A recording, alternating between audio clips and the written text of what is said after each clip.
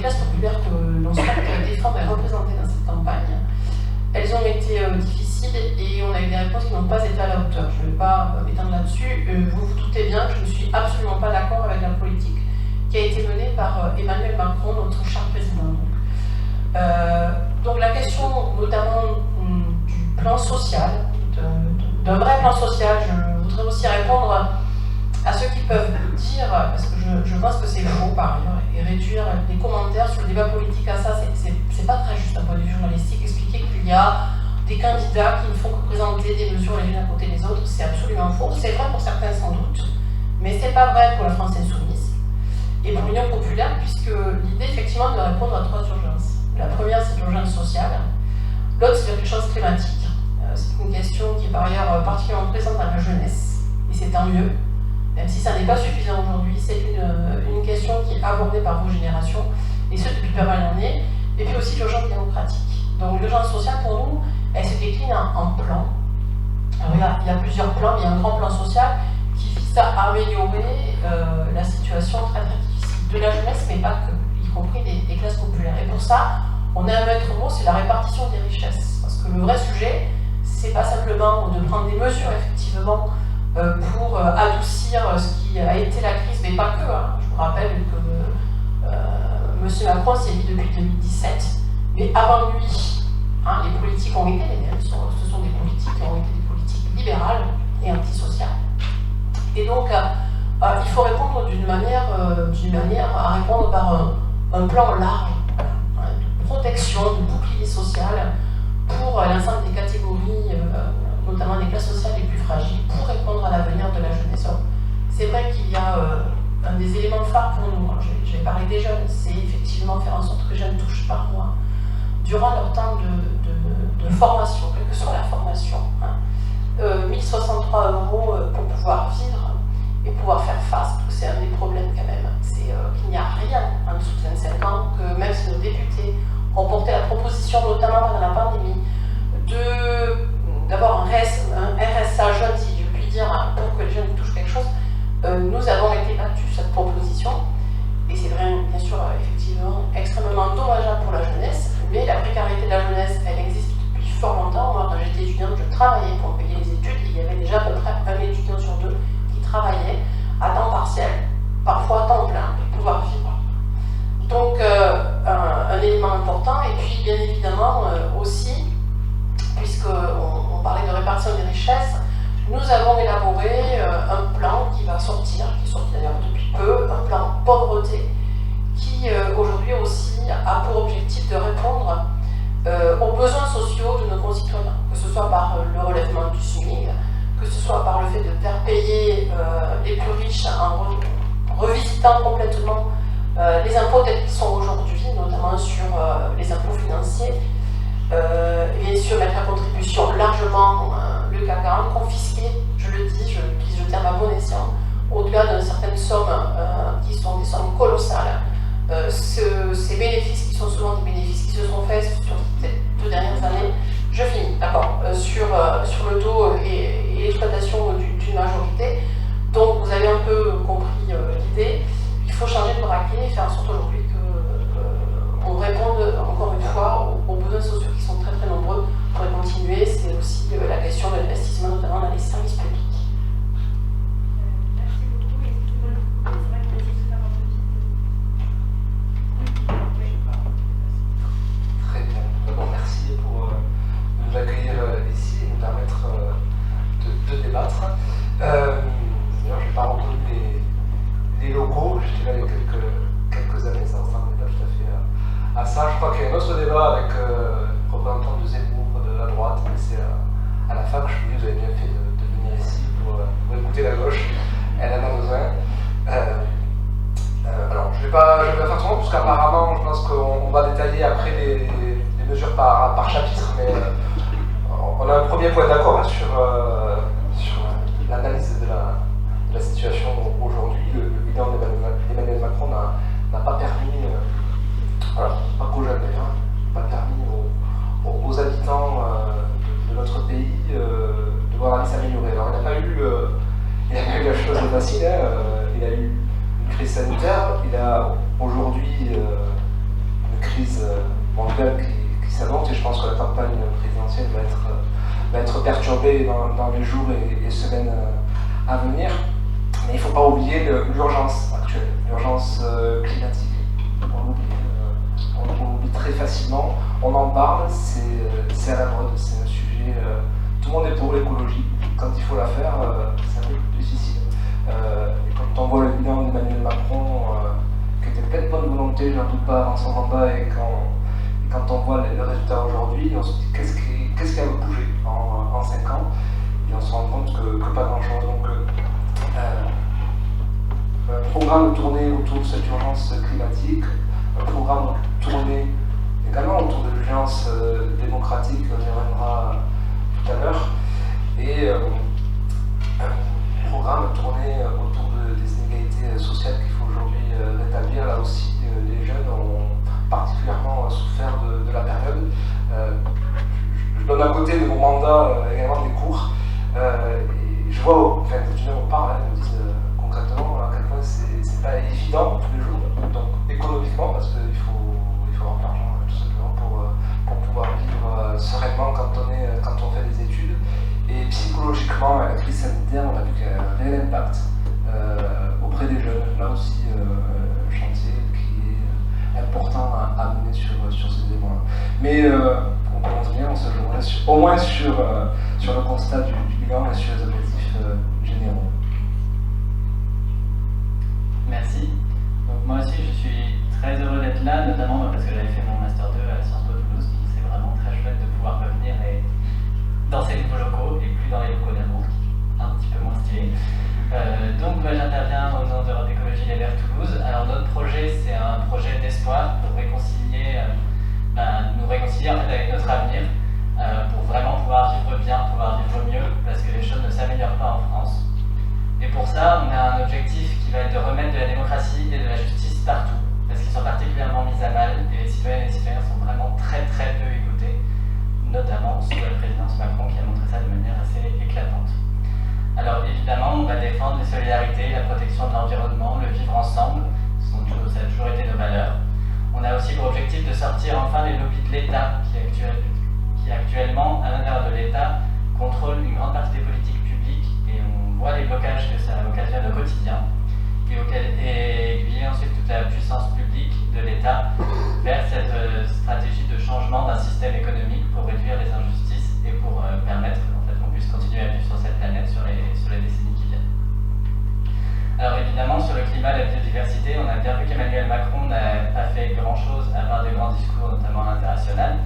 On est le dernier pays européen, on est le seul à ne pas atteindre les objectifs en termes de développement des énergies renouvelables. On est vraiment le seul à ne pas les atteindre, c'est quand même assez honteux. Sur la question de la biodiversité, comme tous les gouvernements précédents, Emmanuel Macron a permis des chasses d'espèces menacées en dehors des lois européennes, qui fait que grâce aux associations, la justice européenne retoque systématiquement tous les arrêtés pour les chasses. Et c'est juste l'exemple le plus évident en fait qu'Emmanuel Macron n'en a strictement rien à faire des questions de biodiversité, alors que l'effondrement peut être une catastrophe dans notre futur, même si on en parle beaucoup moins que le climat. Alors sur la justice sociale, on le sait, les inégalités augmentent. Ce n'est clairement pas la priorité actuellement. L'objectif, c'est de mettre vraiment notre économie au service des habitantes et des habitants, et pas au service des capitaux, des investisseurs uniquement, mais vraiment que ce soit au service du bien et qu'on arrête la surproduction, la société de consommation en fait qui ne fait pas apporter de bonheur et n'est pas soutenable sur le long terme. Sur la question sur cette question de justice sociale, c'est vraiment réorienter le travail et l'économie sur ce qui est utile. Après, il y a évidemment la question des services publics qui ont été mis à mal depuis bien longtemps avec des suppressions de postes sur tous les sujets. Donc tout un service public à reconstruire, que ce soit sur la santé et la justice, que ce soit l'éducation, l'enseignement supérieur et la recherche évidemment. Et c'est enfin tout ce qui va être de protéger contre les discriminations, atteindre enfin l'égalité femmes-hommes et enfin mettre les moyens financiers en fait, pour lutter contre les violences et les agressions sexistes et féminicides, etc. Et actuellement, on a vu que le gouvernement et notamment un certain nombre de ministres reprennent des rhétoriques de l'extrême droite sur les plateaux télé ou autres. Et c'est des étapes supérieures qui sont franchies en fait à chacune de ces interventions et qui continuent à populariser les discours d'extrême droite, les discours enfin, on veut aussi agir évidemment pour les personnes empêchées en situation de handicap et que toute la politique européenne et la politique internationale aillent au service de nos différents objectifs et de nos différentes ambitions et que ce soit aussi valable pour les peuples dans ces différents pays, que ce ne soit pas uniquement dans une instrumentalisation au service des intérêts seuls de la France, mais qu'il y ait le droit des peuples à disposer d'eux-mêmes, que les gens puissent se défendre. Et bon, évidemment, on a une pensée pour l'Ukraine. Donc voilà, globalement pour la synthèse, et on verra les différents éléments après.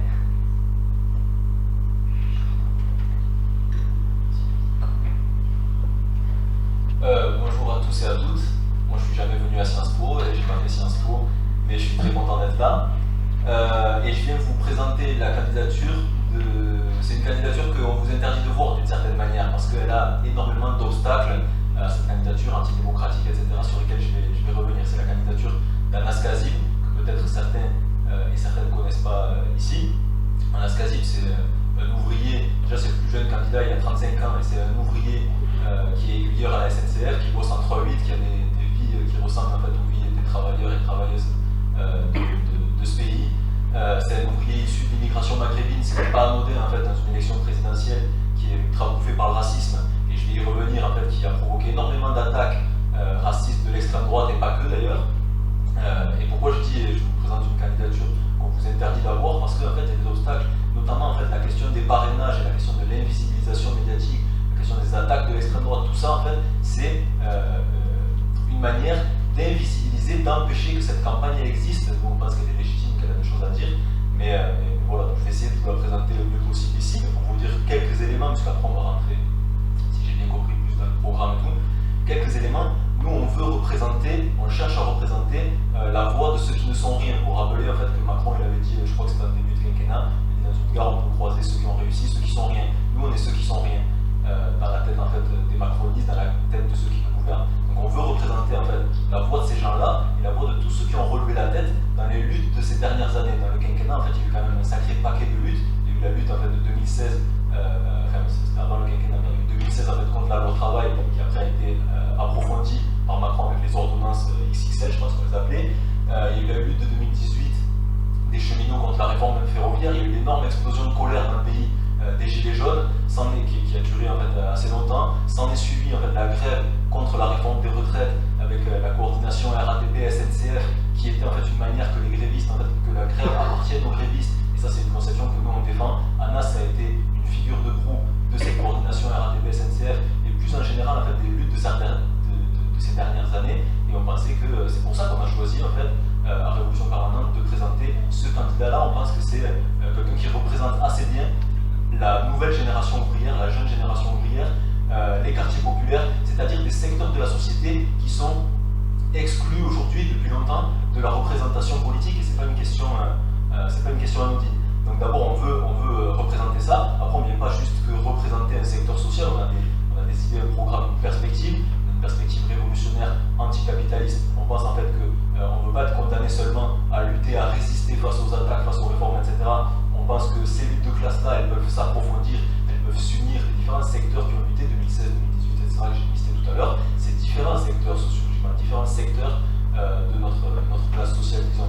Nous, on a des perspectives anticapitalistes que j'essaierai un petit peu de développer. Mais voilà, ce qu'on dit souvent, ce que Anas dit dans ses meetings ou dans les rares passages. Vous avez vu que je dis les rares passages, très rares passages en fait, vous avez vu c'est ultra invisibilisé. Il y a eu, malgré le nombre de parrainages et la candidature sérieuse, malgré le nombre de gens qui ont réuni un meeting, malgré le fait qu'on représente un courant important politique, du mouvement ouvrier, etc., légitime à s'exprimer, là il a eu 5 minutes de passage, radio et télé confondus. Il y a des gens qui ne représentent rien. Il y a le philosophe Gaspard Koenig, je ne sais même pas si vous connaissez, genre le mec a 0 parrainage, ne représente rien, il s'est réveillé la veille de la présidentielle. Il a dit je ne sais même plus qu'est-ce qu'il fait, il veut simplifier la bureaucratisation de je sais pas quoi. Il a des heures. Christiane Taubira qui a moins de parrainage que nous, elle a 19 heures, je sais pas combien, c'est absurde. Hélène Touy, parti animaliste qui a moins de parrainage, a en fait beaucoup plus de temps. Et nous en fait on est totalement invisibilisés parce que c'est un nouveau candidat, parce qu'il y a un potentiel subversif je pense à ça et qu'on dérange, qui n'a aucun intérêt à nous imiter. C'est ce qu'on pense. Pour terminer, donc voilà, ce qui dit Anas beaucoup, à chaque fois qu'on lui tend le micro, c'est qu'on vient pour redonner espoir aux gens qui ont perdu espoir, c'est-à-dire en fait les luttes et les différentes défaites que les gens ont subies dans les luttes sociales, etc. C'est normal qu'il y ait un peu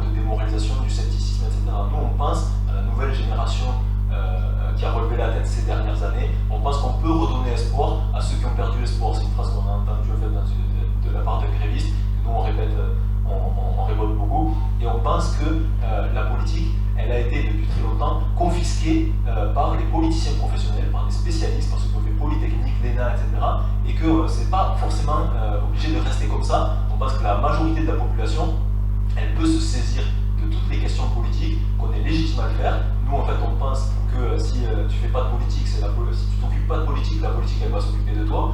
On pense ça, c'est pour ça qu'on présente un candidat qui n'est pas du sérail ou politicien professionnel, c'est un aiguilleur qui travaille en 3-8, et c'est pour ça que nos militants, les gens qui s'expriment en meeting, et moi-même, on est en fait des travailleurs, des travailleuses, on n'est pas des... Moi, par exemple, je ne me suis pas présenté, j'aurais dû le faire au début, mais moi je suis tourneur-fraiseur, je travaille dans la sous-traitance aéronautique, je travaille dans une usine qui est très dure, 40 heures par semaine. Je ne sais pas si vous imaginez les conditions pour faire de la politique, c'est beaucoup plus difficile aussi. C'est pour ça que peut-être même dans les réponses, dans les discussions qu'on va avoir, peut-être que ça peut pas vous choquer, mais c'est pas très habituel. En tout cas, moi je ne vais pas vous répondre comme un politicien, il y a des choses que je ne saurais peut-être pas vous répondre d'une manière très technique, etc. Notre manière de faire de la politique, c'est pas exactement la même que vous voyez, en fait, que vous avez peut-être l'habitude de voir. Mais en fait, c'est une manière qui fait de la politique et qui discute en partant en fait, de la réalité du terrain, etc. Et voilà, j'essaierai de... Je me suis quand même fait des fiches et j'ai quand même essayé d'être sérieux pour vous répondre.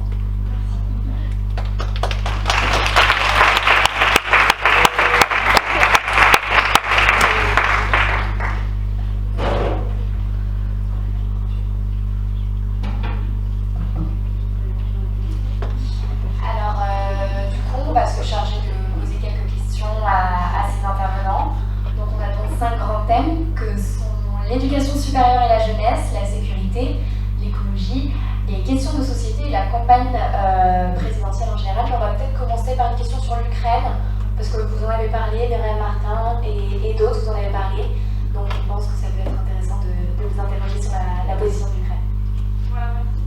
Donc en guise d'introduction, on peut justement avoir une petite discussion avec vous sur la crise qui se déroule actuellement en Ukraine, puisque ces derniers jours, on a pu observer une dégradation des relations entre la communauté internationale, avec notamment cette nuit où la Russie a déclenché une guerre avec l'Ukraine. Donc cet événement nous permet d'aborder le sujet des relations internationales, qui sera forcément un thème majeur de l'élection présidentielle à venir. Donc justement, on aimerait vous demander comment vous positionnez la France dans ce conflit, quelle place elle doit tenir face à la Russie et plus largement au sein des relations internationales. On pourrait donner la parole par exemple au citoyen. Bon, c'est un sujet très, très grave et je le disais tout à l'heure, je pense qu'on va beaucoup en parler durant cette campagne.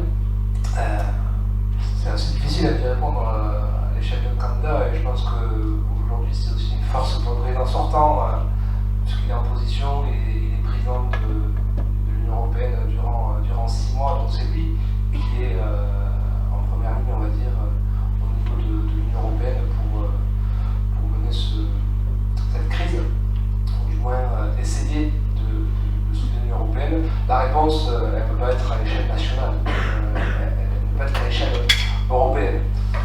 Après, il n'y a pas tous les tenants aboutissants, on n'est pas dans la tête de ce dictateur.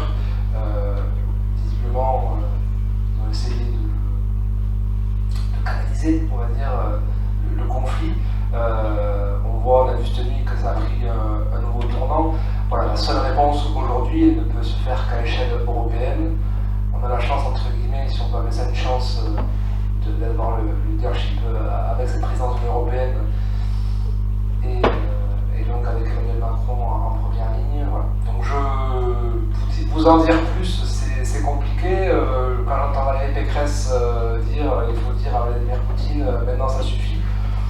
Voilà, je pense qu'il faut aussi prendre un peu plus de hauteur et être un peu plus sérieux sur le sujet. C'est pas un pays comme la France qui pourra résoudre à lui tout seul la crise entre la Russie et l'Ukraine. Alors moi justement je voulais réagir par rapport à ça. C'est vrai qu'il a été reproché aux candidats notamment de l'extrême droite ou l'extrême gauche, Marine Le Pen, Éric Zemmour et même Jean-Luc Mélenchon de faire preuve de faiblesse par rapport à cette position-là sur la Russie et l'Ukraine, de se plier un peu aux idées de Poutine. Alors Myriam Martin, est-ce que vous pouvez réagir à ça? Oui, avec grand plaisir. Ce qui a été reproché à Jean-Luc Mélenchon, à tort, c'est soi-disant d'être très faible avec, ou très conciliant avec Poutine. Bon, d'abord, c'est pas absolument faux. C'est une façon, encore une fois, de ne pas faire de la politique et de débattre. Donc je voudrais rappeler quand même les dernières positions de Jean-Luc Mélenchon, qui sont les nôtres. Parce que nous avons déjà eu des échanges sur le sujet dimanche dernier à Paris, au Parlement de l'Union populaire, auquel j'appartiens. Et la question, bien sûr, de cette grave crise que connaît l'Europe aujourd'hui, a été abordée. Et je souscris à la position d'abord du non-alignement. Je m'explique. Le non-alignement ne signifie absolument pas la neutralité. Il n'y a pas à avoir de toute façon de complaisance vis-à-vis d'un autocrate qui est Poutine. Il faut combattre ce type d'individu et sa politique. Le sujet n'est pas là. Mais puisqu'on parlait de la France, la position de la France, comment le fait-on? On ne le fait pas quand on n'a jamais de position effectivement indépendante sur le sujet. Et pour le coup, la France comme l'Europe devrait, je dis bien devrait jouer un rôle important. Lequel? Je vais y venir. Mais pour jouer un rôle important, il faut savoir parler d'une voix indépendante. Or, un des problèmes que nous avons, mais ce n'est pas la crise ukrainienne qui le révèle, c'est depuis fort longtemps, depuis la chute de l'URSS, c'est la mise en place d'un monde, on va dire, multipolaire, mais aussi d'un monde multipolaire avec un gendarme du monde, que sont les États-Unis. On a une logique de se ranger systématiquement derrière l'OTAN. L'OTAN, pour moi, c'est une alliance du passé. Elle n'a pas lieu d'être, et il faut trouver effectivement des réponses pour l'avenir. Et une des réponses pour l'avenir est une réponse politique que devrait avoir la France. Et c'est la proposition qui a été faite aujourd'hui. La France et l'Union européenne et l'Europe, dans d'autres perspectives que celles qu'on connaît aujourd'hui, c'est d'abord parce qu'il faut faire effectivement attention à ce qu'on dit sur le sujet. J'ai entendu des choses, moi, de part et d'autre, alors à gauche et à droite, assez surprenantes. Mais il faut commencer à poser la question de la désescalade, de soutenir le principe de la paix. C'est pas naïf et niais, ce que je dis, je vais juste approfondir. Et déjà, puisqu'il y a des appels à manifester aux côtés du peuple ukrainien, c'est de dire qu'on est aux côtés du peuple ukrainien, on manifeste avec, pour lui en tout cas, avec tous ceux et toutes celles qui pensent qu'il faut absolument le faire. Et il faut faire des propositions pour essayer de mettre autour de la table, d'inviter autour de la table des questions politiques, ces questions politiques doivent pouvoir répondre, et diplomatiques. Et pour ça, il faut servir les outils qu'on a. Et les outils qu'on a, alors c'est modeste, c'est l'Organisation pour la sécurité européenne, et de dire que c'est aussi une question bien sûr européenne, parce que c'est la question aussi de l'Europe et de sa sécurité qui est posée, c'est vrai, c'est un fait. Et donc commencer évidemment à faire tout au niveau de l'ONU, au niveau des pays souverains, mais aussi au niveau donc, de l'Europe, de poser l'idée première de désescalade et de cesser le feu. Il faut essayer d'obtenir ça. Ça n'est pas simple. Il faut qu'on ait dit ça n'est pas simple. Mais on va dire que les envolées guerrières, les virils ne vont pas servir à grand chose en l'occurrence. Il faut aussi prendre des mesures, et des mesures fermes. On peut prendre des mesures fermes vis-à-vis de la Russie d'un point de vue économique. Mais attention, par ailleurs, elles ont déjà été prises par le passé, elles n'ont pas toujours donné grand chose. Mais en tout cas, mettre en avant l'idée bien sûr qu'il faut trouver les chemins de la désescalade. Et pour ça, il faut pouvoir le dire de manière indépendante. J'insiste bien là-dessus parce que ça n'est pas le cas aujourd'hui. Et si Emmanuel Macron a échoué et s'est ridiculisé, à la limite qu'il soit ridiculisé n'importe peu, c'est parce que quand il parle, on ne sait pas au nom de qui il parle. Est-ce qu'il parle au nom de l'Union européenne parce que la France est la présidente de l'Union européenne, ou est-ce qu'il parle au nom de l'OTAN puisque la France est toujours aujourd'hui dans l'OTAN et n'a pas trop de crédibilité. D'ailleurs, les discussions ont commencé entre Biden et Poutine par-delà l'Europe, parce que l'Europe, malheureusement, n'est pas une Europe politique, une Europe capable de discuter de manière sérieuse de la destinée de l'ensemble de ses peuples, une Europe de la coopération qui devrait être celle-là. D'ailleurs, elle n'a même pas été fichue de proposer à l'Ukraine de rentrer dans l'Union européenne d'une manière pour la protéger. Elle ne l'a pas fait. Elle n'a jamais été jusqu'au bout. Ce qui en dit long, y compris sur les intérêts, non pas des peuples européens, qui n'ont pas d'intérêt de la guerre, mais des capitalistes, des grandes multinationales, parce qu'aujourd'hui, posez-vous la question de ce qui va se passer, par exemple, pour Total, qui est en train d'explorer avec une grande société russe l'Arctique pour trouver du gaz et du pétrole. Donc, c'est aussi ces questions-là qu'il faut aborder de manière sérieuse. Mais ce qui est clair, c'est qu'à l'instant T, au vu de ce qui se passe, il faut trouver les moyens et la voie de la désescalade et d'un cessez-le-feu. Il en va de la sécurité des populations, en particulier en Ukraine. Merci beaucoup. Alors, vous avez parlé notamment de l'obsolescence de l'OTAN. Je voulais savoir comment se positionnent les Verts par rapport à l'OTAN, est-ce qu'on reste dedans, rester dedans dans des moments comme ça, est-ce que ça peut être une bonne idée, ou au contraire, Alors, sortir? sur la question de l'OTAN, historiquement, les Verts étaient plutôt élevés pour la sortie de l'OTAN. Seulement, c'est pas dans le programme actuel de Yannick Jadot, parce qu'on estime que c'est pas forcément le bon moment là tout de suite pour changer d'alliance militaire. Donc ça reste un projet de long terme, mais on estime que c'est pas le moment et que les tensions grandissantes ces derniers mois, et en fait ça fait quelques années que ça se sent, font qu'on a jugé que c'était pas le bon moment. Après, en fait, ce qu'on défend surtout, c'est d'avoir un système d'alliance et de protection. Et en fait, si on ne veut pas dépendre de la défense et des liens avec les États-Unis, il faut qu'on trouve un autre système. Et pour ça, on se bat à l'échelle européenne pour faire avancer la politique de défense commune, pour faire avancer en fait une politique étrangère européenne qui pour l'instant n'existe pas, comme ça vient d'être dit. Et en fait, pour ça, il y a beaucoup de monde en fait en Europe qui est pour, mais il y a aussi beaucoup de monde qui ne souhaite pas, parce qu'il y a cette question de la souveraineté nationale. Il y a un certain nombre de personnes qui estiment que ce genre de choses doit rester uniquement propre au pays en question. Or, nous, on pense que la France seule ne peut pas gérer soit sa défense elle ou ses voisins, et ne peut pas avoir une politique étrangère suffisamment forte seule, et que ce sont des choses qu'on doit porter au niveau européen de façon commune, si on veut avoir un impact, même en Europe, mais sur le monde de façon générale. C'est de la même manière que sur le plan économique, on estime qu'il faut travailler ensemble pour avoir un effet levier sur la Chine et sur les autres grandes puissances, parce que la France seule ne suffirait pas. Après, du coup, les différentes positions, il y a évidemment un appel à l'aide escalade, ce sont des choses très importantes. Ce qui est fondamental aussi, c'est d'aider au maximum sur le plan de solidarité, sur la question des réfugiés qui vont... Forcément, il y a déjà des gens qui fuient, donc il faudra avoir cet accueil digne. Et comme ce sont des Européens, étrangement, il y aura un peu moins de remarques racistes que d'habitude, mais il y en a quand même, déjà, on entend. Donc il y a cette question de la solidarité qui est fondamentale à rappeler. Et après, il y a la question des différentes sanctions qui sont possibles, les sanctions économiques, la saisie d'un certain nombre de biens de proches de Poutine ou autres. C'est pas forcément la chose la plus efficace, mais symboliquement, on peut juste pas laisser des biens de hauts dirigeants oligarques russes et les laisser faire ce qu'ils veulent en France actuellement. Ce sont des choses qui, que ce soit les avoir ou les biens, il faut y travailler. Et il y a par exemple la ministre des Affaires étrangères en Allemagne, une ministre écologiste du Parti vert allemand, qui a beaucoup lutté pour que l'Allemagne prenne cette position assez forte quand même de faire une pause là sur le projet Nord Stream d'approvisionnement de gaz russe, qui en fait, nous historiquement on y était complètement opposés les Verts, justement parce que ça crée une dépendance trop forte face à la Russie et à Poutine, dépendance qu'on ne peut pas avoir, et on se rend bien compte qu'effectivement c'est peut-être pas une dépendance très pertinente avec ce genre de dirigeants. Merci. Je vais laisser la parole à Gaëtan Garcia sur la question d'Ukraine. Oui, déjà quand on discute de guerre, les classes sociales disparaissent. Quand il y a la guerre, il faut choisir son camp, et en fait il n'y a plus de riches, il n'y a plus de pauvres, il n'y a plus de multinationales, etc. Nous on a un slogan qu'on dit dans ces moments-là, leur guerre, nos morts. Ça veut dire en fait c'est pas ni le patron Total, ni les oligarques russes, ni en fait les riches qui vont aller faire la guerre, c'est des gens en fait comme vous et moi qu'on va envoyer au casse-pipe et qui vont crever parce que c'est un truc sérieux.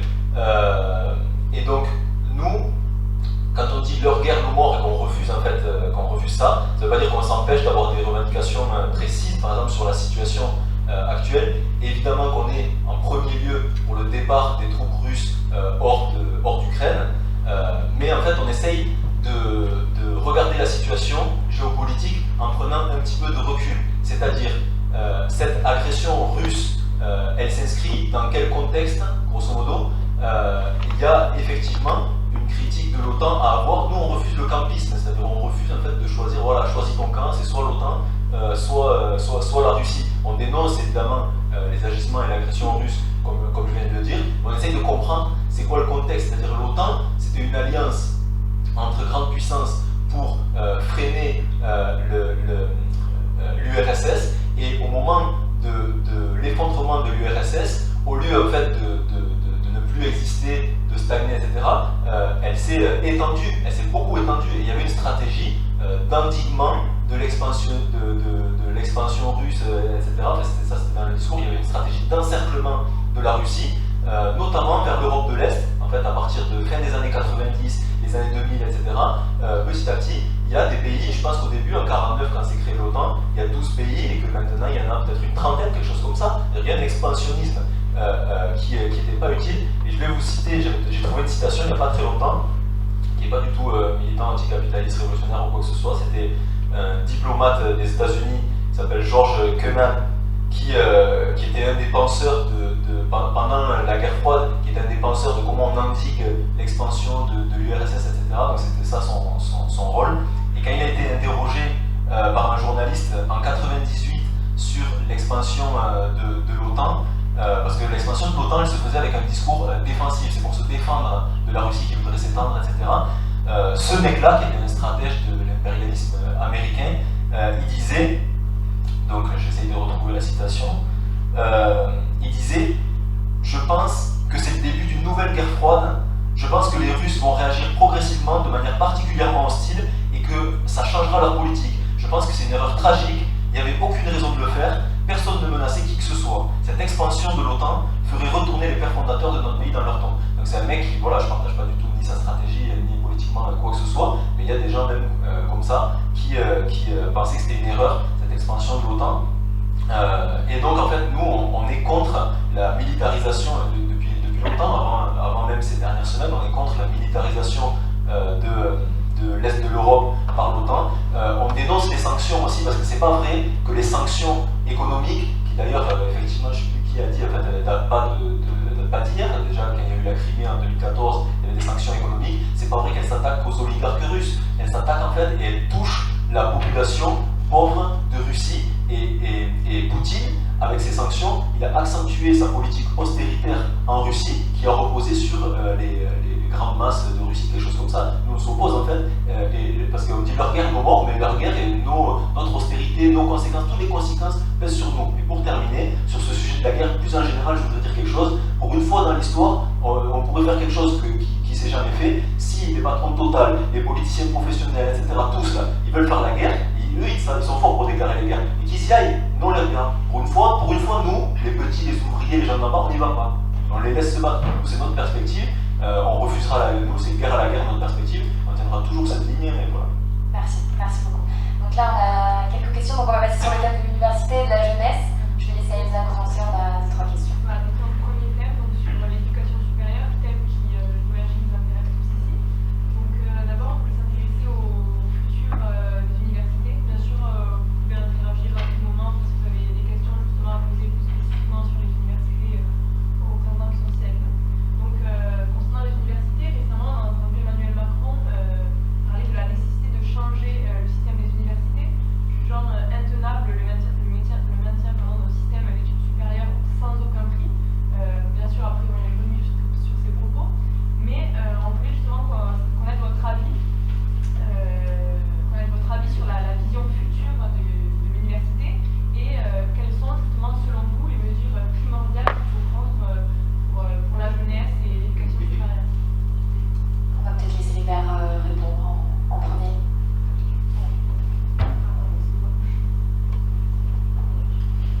Alors, on parle bien uniquement de l'aspect formation et pas des questions de la précarité étudiante et ce genre de choses. C'était plus sur l'éducation supérieure. Ouais, plus sur l'éducation. Parce qu'il y a beaucoup de choses à dire sur la question de précarité étudiante aussi. Bon, et évidemment, ne pas prendre l'université plus payante qu'elle ne l'est déjà, parce qu'elle a déjà un coût en fait pour une bonne partie des étudiants. Parmi les autres propositions écolo, évidemment, il y a la fin de Parcoursup pour avoir un système plus transparent qui n'ait pas d'inégalité de traitement des dossiers aussi en fonction d'où on vient, parce qu'il y a des discriminations qui existent. On cherche aussi, on vise 200 000 places ouvertes à l'université d'ici la fin du mandat, notamment sur les questions de tout ce qui va être santé, sociale, notamment évidemment sur toutes les questions de transition écologique, et pas uniquement dans l'université d'ailleurs, il y a aussi les BTS, il y a aussi les DUT, etc., qui sont fondamentaux en fait si on veut avoir des personnes qui soient formées sur les métiers techniques de demain dont on aura besoin pour avoir cette transition écologique. On a aussi tout un travail en fait de relocalisation pour qu'on arrête de vivre uniquement sur les grandes métropoles qui aspirent tout et faire en sorte qu'il y ait aussi des formations qui soient plus proches des territoires, des bassins d'emploi, etc. et pas que ce soit plus concentré sur quelques grosses villes. Il y a revenir sur l'augmentation des frais d'inscription pour les étudiants étrangers, qui était un scandale total. Donc permettre aux étudiants étrangers de venir en France et toujours faciliter le fait que les étudiants français puissent partir à l'étranger, que ce soit par Erasmus ou d'autres systèmes. Un gros travail à faire sur la question du handicap, parce il y a encore beaucoup d'universités en fait, qui ne sont pas accessibles, et il y a beaucoup de logements étudiants qui ne sont pas accessibles, et donc c'est tout un travail à mener pour enfin permettre un accès au droit à des personnes qui y ont droit tout simplement. Il y a aussi toute la question en fait, de l'ouverture de nouveaux postes d'enseignement. On vise 10 000 postes d'enseignants sur la durée du mandat, parce qu'il y a plein de filières en fait, où on a énormément d'étudiants, maternelle en film, et pas suffisamment d'enseignants. Il y a même des facs où on fait des cours, plusieurs cours en visio, il y en a un qui est en visio, tous les élèves qui regardent la visio du prof qui est dans un autre en film. Des trucs qui sont complètement aberrants et sur lesquels il faut revenir en fait. Il faut avancer vraiment de nouveau pour une université qui soit avec des bons locaux et de bonne qualité. Et au niveau de la recherche, c'est un peu moins la question, mais on vise 1% du PIB qui va sur la recherche publique, et tout un changement du système de financement de la recherche publique qui part de plus en plus sur des questions d'appel à projet, sur des trucs de court terme et sur la recherche qui est vraiment dirigée et qui est de moins en moins libre en fait. Donc il y a tout un travail à faire dessus. Et voilà. Après, pour les questions précarité, on parle maintenant. C'est la parole. En sachant très bien que si voilà, pendant que quelqu'un parle, si vous voulez interagir, répondre, voilà. Oui, allez-y. Des universités.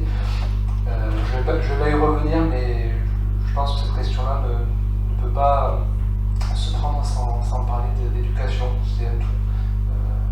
La réforme que propose Anne Hidalgo passe avant tout par l'éducation, où il y a beaucoup à faire, de ce qu'on y reviendra tout à l'heure. Aujourd'hui, on a 18% des 18-24 ans qui n'ont que le brevet des collèges. Ça pose un véritable problème. Ça pose sur l'enseignement supérieur. Quand je vois que Emmanuel Macron, la seule mesure qu'il arrive à aujourd'hui nous sortir, c'est d'augmenter les frais d'université, c'est juste sidérant. Et ça prouve à quel point il n'a pas du tout pris la mesure de la situation des étudiants. Et je passe le volet précarité des étudiants qu'on verra juste après. Alors, qu'est-ce que propose Anne Hidalgo pour le Parti Socialiste? Elle propose d'impulser une nouvelle ambition pour l'université. L'université française qui est, au passage, classée 22e des pays de l'OCDE. Donc, c'est un plan de rattrapage pour établir les conditions d'accueil et d'enseignement de qualité dans les universités. Donc, c'est ce qu'elle propose pour cette nouvelle ambition. Il y a également le volet sur l'insertion professionnelle. Aujourd'hui, si vous êtes en alternance, bon, ça ne vous concerne pas directement, mais si vous connaissez quelqu'un qui est en alternance, à côté donc, de ses études, cette personne sera dans une entreprise et ne commencera pas réellement à être dans la vie active puisqu'il ne sera pas considéré comme un employé. Là aussi, donc, Anne Hidalgo propose de modifier, de réformer les conditions d'alternance en permettant une vraie insertion dans la vie professionnelle quand on est en alternance. Voilà, en grande ligne, ce que propose Anne Hidalgo pour le Parti Socialiste. Mais je le redis vraiment, cette question d'éducation, c'est un axe principal du programme d'Anne Hidalgo et du Parti Socialiste. Et il faut vraiment le considérer dans son ensemble. On ne réforme pas l'enseignement supérieur sans réformer l'éducation nationale. Oui, parce qu'il fallait le faire quand vous étiez au pouvoir. Tout simplement. C'est facile. Oui, c'est évident. Je pense que tout le monde pense ça. Genre la nouvelle impulsion, etc. Il fallait le faire. De 2012 à 2017, il fallait le faire. Des moyens pour l'université, pour lutter contre la sélection sociale à l'université. Vous avez fait passer la loi Fioraso en 2013. Il fallait le faire. C'est incroyable de venir en fait dire on va lancer maintenant une nouvelle impulsion, c'est la merde à l'université, n'importe quoi. C'est absurde. Après, moi je suis pas étudiant à l'université, c'est pas que je connais très précisément en détail, mais du coup je continue, je fais une petite intervention. Parce que ces problèmes-là, enfin, moi j'aimerais bien qu'on les résolve. Et je pense que nous on revendique. Même ça touche un peu aux questions de précarité, je suis désolé, mais en fait, le fait qu'on revendique un salaire étudiant, c'est une question importante parce que l'année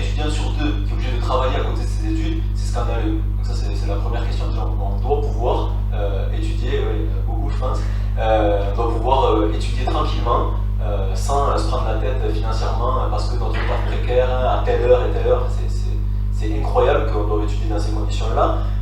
Il faut des moyens massifs pour l'université, il faut lutter contre la sélection sociale à l'université. Moi, une fois, c'était il y a longtemps, ça m'avait choqué. J'ai fait un court passage à l'université où j'ai rien validé. D'ailleurs, j'ai raté mes études parce que je travaillais à côté justement dans le nettoyage, c'était hallucinant. Et je suis fils de parents ouvriers. Et par curiosité, j'avais regardé les statistiques et c'est genre très rare. Du coup, je me sentais genre, moi je suis peut-être plus fort que les autres, j'en sais rien. Mais c'est très rare, genre les fils d'ouvriers qui ont le bac et qui vont à l'enseignement supérieur dans l'université et tout. Et c'est scandaleux, la sélection sociale, elle est énorme. D'ailleurs, elle commence pas à l'université, elle commence bien avant, etc. Donc il y a tout ça à remettre en cause. Et aussi les dernières lois, ORE, Parcoursup, comment ça s'appelait l'autre, loi raciste Bienvenue en France, là, où ils voulaient faire payer 10 fois plus les étudiants étrangers, quelque chose comme ça. Nous, dans notre programme, on est pour remettre évidemment tout ça en cause. Qu'est-ce que peut-être que j'oublie des choses. Ah si, je veux dire un dernier truc qui peut-être n'est pas un élément de programme, mais pour moi un élément important. Je pense que dans l'université, ces dernières années, il y a une offensive idéologique qui est puissante. Récemment, vous avez vu, il y a Vidal en plein Covid, et pendant qu'il y avait énormément de suicides, de dépression étudiante, etc., ce qu'elle trouve rien de mieux à faire que de faire, c'est quoi qu'elle a fait une enquête pour voir si c'est pas un peu islamo-gauchiste les gens à l'université. Blanquer, il fait un colloque sur le wokisme, donc il y a une offensive. À l'époque, c'était il y a un peu plus longtemps, Fillon il disait les universités c'est des foyers de marxisme.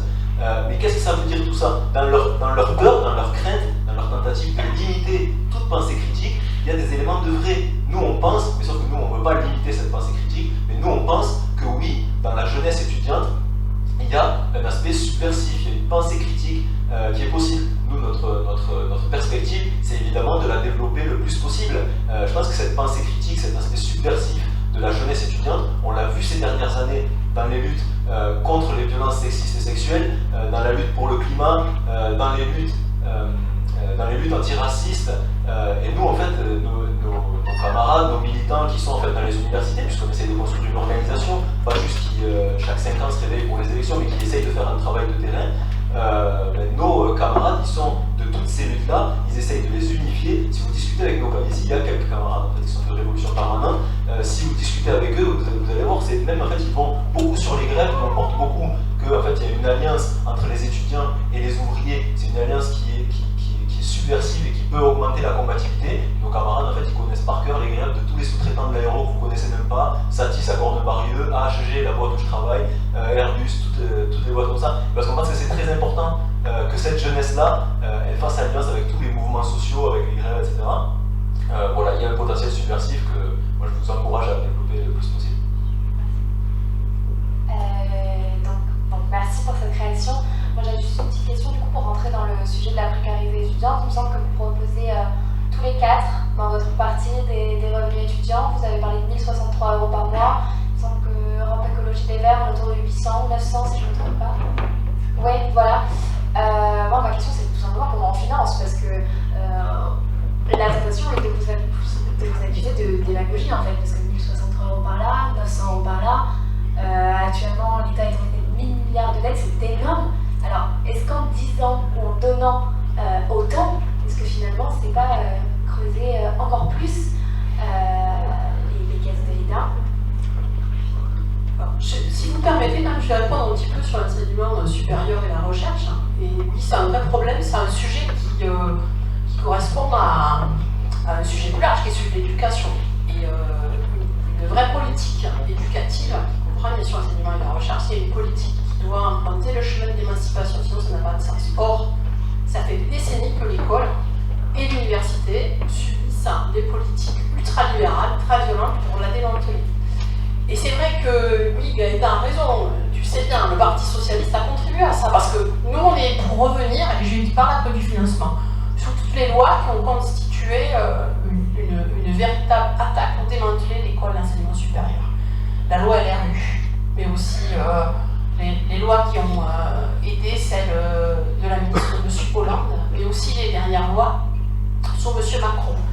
Donc il faut et on reviendra y compris dans l'éducation, parce que tu as parlé des luttes après, mais il y en a eu une lutte en 2019 qui a été très forte, que nous avons menée jusqu'au bout, jusqu'à même de refuser de corriger le bac. Je suis prof en BLP. C'était les lois Blanquer sur la réforme du bac, qui qui était le deuxième étage de la fusée après Parcoursup, que nous supprimerons également. Et on ne supprime pas, on ne fait pas que supprimer, on veut remettre sur les rails une université de qualité publique pour tous et toutes. Ce qu'elle n'a jamais été, mais là, on a touché le fond. Moi, je suis une génération, je suis pas comme vous tous ici, je suis une vieille, hein. Je suis de la génération de Vaquet. Et j'ai fait la grève contre la réforme de Vaquet en 86. J'arrivais à la fac, j'avais 18 ans. C'est mon premier combat. En tout cas, un des premiers combats d'ampleur. On l'a gagné. Et à l'époque, alors on dit ça aujourd'hui quand on regarde, on dit mais c'est incroyable, ce que veut faire Macron, c'est ce que voulait faire De Vaquet à l'époque, c'est-à-dire il y a très très longtemps. C'est remettre des droits d'inscription et faire de l'université un lieu payant. Mais c'est logique, après Parcoursup et après tout ce qui a été mis en place. L'objectif, c'est de faire en sorte que le moins possible d'étudiants atteignent l'université. Et en tout cas, en particulier, oui, ceux issus des classes populaires. Moi, je suis issue des classes populaires. J'ai travaillé pour me payer les études. J'en suis très très fière. Et à mon époque, on était plus nombreux, effectivement, qu'aujourd'hui. C'est-à-dire que les enfants d'ouvriers, le nombre d'enfants d'ouvriers, le pourcentage d'enfants d'ouvriers a baissé par rapport à ce qu'il était fin des années 80, les années 90. Ça veut dire qu'on avait déjà, on a vu un petit plus, on était loin de l'égalité, mais on a reculé. Parce que quand le service public est attaqué, le service public c'est le bien de tous, eh bien on recule. Oui, de l'argent il y en a. Voilà. Il y en a pour payer 1063 €, donc une allocation d'autonomie pour tous les jeunes, pour aujourd'hui recruter massivement des enseignants, pour construire des universités qui soient à la hauteur et qui puissent accueillir de nouveaux étudiants. Je citerai que... de l'argent, il y en a, oui. Alors, de l'argent, il y en a partout. Il y en a dans les revenus du CAC 40, il y en a dans la fraude fiscale, il y en a dans les niches fiscales, il y en a dans l'évitement par l'impôt, donc qui sont des niches fiscales qui s'adressent aux plus riches. Il y en a énormément. Je disais tout à l'heure en entame, c'est une histoire de répartition des richesses. Par ailleurs, je voudrais faire une remarque. Quand il s'est agi sur ces 2 années de sortir des centaines de milliards d'euros pour sauver l'économie, le quoi qu'il en coûte de M. Macron, je ne vois pas pourquoi il ne s'appliquerait pas aujourd'hui au service public de l'enseignement supérieur et de la recherche. Il n'y a aucune raison à cela. Mais il faut des politiques qui soient des politiques courageuses. Voilà, je vais donner juste un petit exemple. Vous savez, au début de son quinquennat, le président des riches, qui fait ruisseler des premiers de cordée vers les derniers, a diminué l'APL. Pour certains, on disait mais c'est rien, c'est 5 € par mois, c'est 10 € par mois. Enfin, parfois, c'est l'équivalent en fait en pleine course. Bon, quand il a fait ça, vous expliquez, mais, et en même temps, il supprimait l'impôt sur la fortune, que nous, on rétablira beaucoup plus fermement, beaucoup plus fort. Eh bien, il a expliqué que c'était pas grave, qu'en fait, l'impôt sur la fortune, par exemple, ça ne rapportait pas beaucoup, 4 à 5 milliards par an. Voilà, les chiffres sont ceux-là, effectivement. Pour vous donner une idée, la suppression, ce qui a été fait sur la diminution de l'APL, c'était en gros une économie de 438 millions d'euros par an. C'est pas énorme en fait. Cet argent, les plus pauvres, les jeunes, les gens qui l'ont touché, cet appel en avaient besoin. Ça correspond à ce que payait comme impôt sur la fortune, M. Bernard Arnault. Pour vous donner une idée de comparaison et de double discours. Ben, ouais, si c'était pas si important que ça, alors à ce moment-là, il fallait le maintenir et il fallait quand même éviter de prendre aux riches, aux plus pauvres pour donner aux plus riches. Or, c'est exactement ce qu'a fait Macron sur le mandat. Donc de l'argent, ouais, il y en a. Et puis il y a aussi la bonne dette. Moi, j'ai été élue au Conseil régional Occitanie. Je me suis battue pour la gratuité des manuels scolaires pour les élèves, parce que ça n'existait pas, côté Midi-Pyrénées. On l'a obtenu avec mes camarades de l'AFI. On a réussi à imposer cela. On nous avait dit au début, c'est pas possible. Et quand on a calculé, on s'est rendu compte que c'était absolument possible. Parce que vous avez aussi de l'emprunt sur du temps long, parce que c'est de l'investissement, etc. Tout cela est possible. Ce qu'on ne vous fait pas aujourd'hui, c'est que la France, qui est la 6e puissance du monde, est trop endettée sauf quand il s'agit de faire des cadeaux au patronat. Et on continue à les faire. Or, il faut arrêter ces cadeaux, il faut arrêter les niches fiscales, il faut vraiment s'en prendre aux paradis fiscaux, il faut vraiment s'en prendre à la fraude fiscale. Et effectivement, on va pouvoir mener des politiques publiques qui seront dans l'intérêt de tous. Et l'intérêt de tous, c'est d'avoir une éducation la plus forte possible. J'avais toujours de dire, si vous trouvez que l'éducation coûte cher, essayez l'ignorance. Et on voit ce que ça peut donner.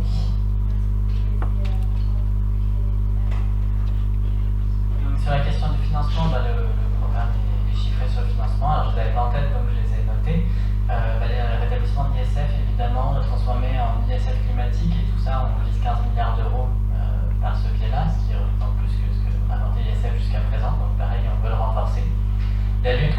l'évasion fiscale, la fraude fiscale et faire payer enfin l'impôt aux multinationales qui l'évitent. On vise 10 milliards d'euros. Il y a les questions de la réorientation des dépenses, parce qu'il y a beaucoup de dépenses en fait qui vont sur des choses qu'on ne souhaite pas soutenir. Donc il y a 18 milliards d'euros qu'on réoriente comme ça dans le budget qui existe déjà. Donc rien que ça fait beaucoup. Il y a la fiscalité sur l'héritage qu'on veut réformer, qui fait 8 milliards supplémentaires. Il y a la suppression de la flat tax, qui en fait 4 milliards si je me souviens bien. Il y a la légalisation du cannabis, qui rapporte en fait ensuite par la TVA. Et puis de base, il y a des modulations sur la TVA à faire. Donc voilà, il y a un certain nombre de choses. Et évidemment l'endettement, comme Martin vient d'indiquer, qu'on peut aussi utiliser comme levier. L'estimation du revenu citoyen qu'on veut donc permettre automatiquement aux jeunes dès 18 ans, et pas que aux jeunes d'ailleurs, c'est un revenu citoyen qu'on veut petit à petit élargir à toute la population. C'est pour l'instant un coût qu'on estime à 20 milliards par an. Donc finalement ces 20 milliards, c'est tout à fait faisable avec toutes les ressources supplémentaires qu'on vise d'obtenir par ailleurs. Donc voilà, ça permet aussi de financer un plan d'investissement dans la transition écologique, de financer le renforcement des services publics, comme on a déjà pu le dire sur la question de l'enseignement supérieur. Enfin, voilà, le plan permet tout ceci, donc c'est possible, oui. Merci beaucoup, on va passer à une question de sécurité parce que le temps nous manque. Ouais, allez, Très très rapidement, parce que c'est un sujet qui me tient à cœur, et là je prends la casquette du conseil départemental. On est en train de mettre en place le revenu minimum pour les jeunes, pour 18-24 ans. On fait une expérimentation, je vous le dis, n'hésitez pas à vous inscrire si vous voulez être tiré au sort pour participer à cette expérimentation. Très simplement, le programme Hidalgo propose 564 € de revenu minimum jeunesse, sous condition. Je rappelle que sur 25 pays européens, il y a 23 qui le font déjà. Alors c'est comme un RSA jeune, hein, c'est le même principe. Mais ça permet, je trouve ça incompréhensible qu'aujourd'hui, en France, on ait des jeunes qui touchent rien, les APL. Et ça ne suffit pas pour vivre. Donc ce revenu minimum de 564 € sera mis en place par Hidalgo, et également on a proposé une mesure qui vise à doter, on va dire, tous les jeunes de 18 ans de la somme de 5 000 €. Alors, ça permet de financer les études, ça permet de financer le permis de conduire. L'estimation est à 8 milliards d'euros financés par le retour de l'ISF, que François Hollande n'a pas supprimé. Donc il a au moins fait ça. Il n'a pas se supprimer, non. Et par ce que veut créer Hidalgo, c'est-à-dire un ISF climatique. Moi je dis à 30 secondes parce qu'on voulait passer à d'autres trucs apparemment. Non, je voulais me saisir du truc de financement, parce que c'est vrai que c'est une question, c'est pas anodin. Quand il s'agit, par exemple après la crise de 2008, quand il s'agissait de sauver les banques, là ça posait de problème à personne. Dans le débat politique, c'était une évidence, il faut sauver les banques, sinon c'est le chaos, plusieurs centaines de milliards, on les donne, c'est non négociable. Par contre, quand il s'agit pas de sauver les banques, mais de sauver les gens qui tombent dehors, sauver les gens qui ont faim, sauver les gens qui ont un mal-être, qui se suicident, etc. C'est des problèmes comme ça. Et je pense qu'on vit dans une société dans laquelle il y a les moyens techniques, scientifiques, technologiques, de nourrir tout le monde, de loger tout le monde, etc. Mais quand en fait on pose ces questions-là, là de suite dans le débat politique, tout le monde est en train de se gratter la tête, genre ouais c'est dur de financer, comment on fait, et dans le doute on fait pas, parce que c'est comme ça que ça se passe, hein, les gouvernements, voilà, c'est compliqué, ça va faire de la dette et tout, bon vas-y on fait pas, ou on fait pas trop. Donc c'est comme ça que ça se passe. Nous, la manière de penser le programme, c'est totalement l'inverse. Nous on part du principe que nos revendications, elles partent du principe que si c'est un besoin légitime, nous on revendique une vie digne, une vie correcte pour tout le monde, qu'on puisse loger tout le monde, qu'on puisse vêtir, qu'on puisse manger, qu'on puisse vivre dignement, qu'on puisse avoir du temps. On part de ces besoins-là. Donc le programme, on le réfléchit comme ça. Maintenant, si le système capitaliste n'est pas capable de donner une vie digne à la majorité de la population, c'est que ce système il a fait son temps et qu'on est légitime à le combattre. C'est ça notre perspective.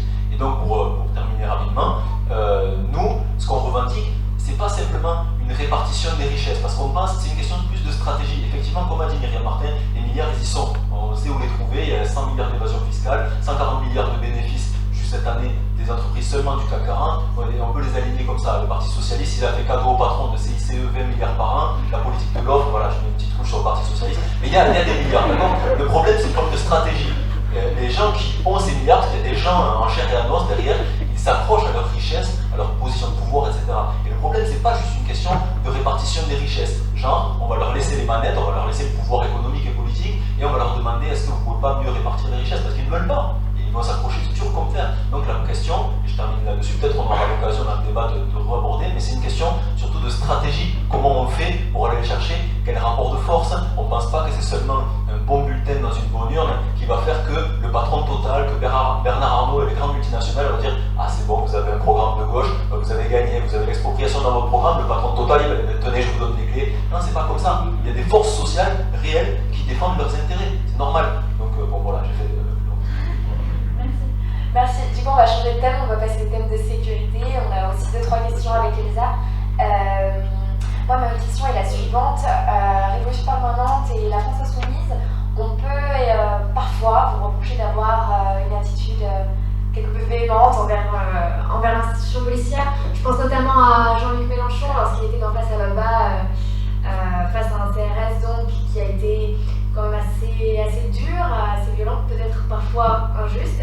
Et je pense également à Révolution permanente dont le programme propose notamment le démantèlement de la BAC.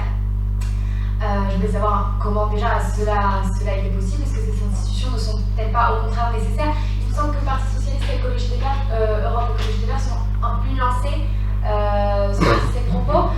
Je voulais savoir en quoi, qu'est-ce que le Parti Socialiste pense justement de ces mesures-là, du démantèlement de la BAC, de la police, voilà.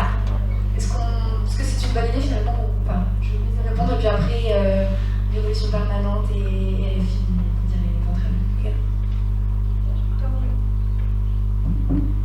Non, c'est un sujet sur lequel on n'est pas d'accord. Alors, la sécurité, ça a quand même été longtemps un tabou au Parti Socialiste. Et je pense sincèrement qu'on a perdu des électeurs qui ne se sont pas retrouvés sur ces questions-là, sur les questions. On n'a pas forcément su répondre. Alors, on va pas sur le démantèlement de la BAC. On est plutôt sur aujourd'hui mettre plus de moyens sur nos forces militaires, mais plus globalement, la sécurité, c'est aussi les violences faites aux femmes. Macron promettait que ce serait le quinquennat contre les violences faites aux femmes. Finalement, on sent que ça n'a pas été sa priorité du mandat.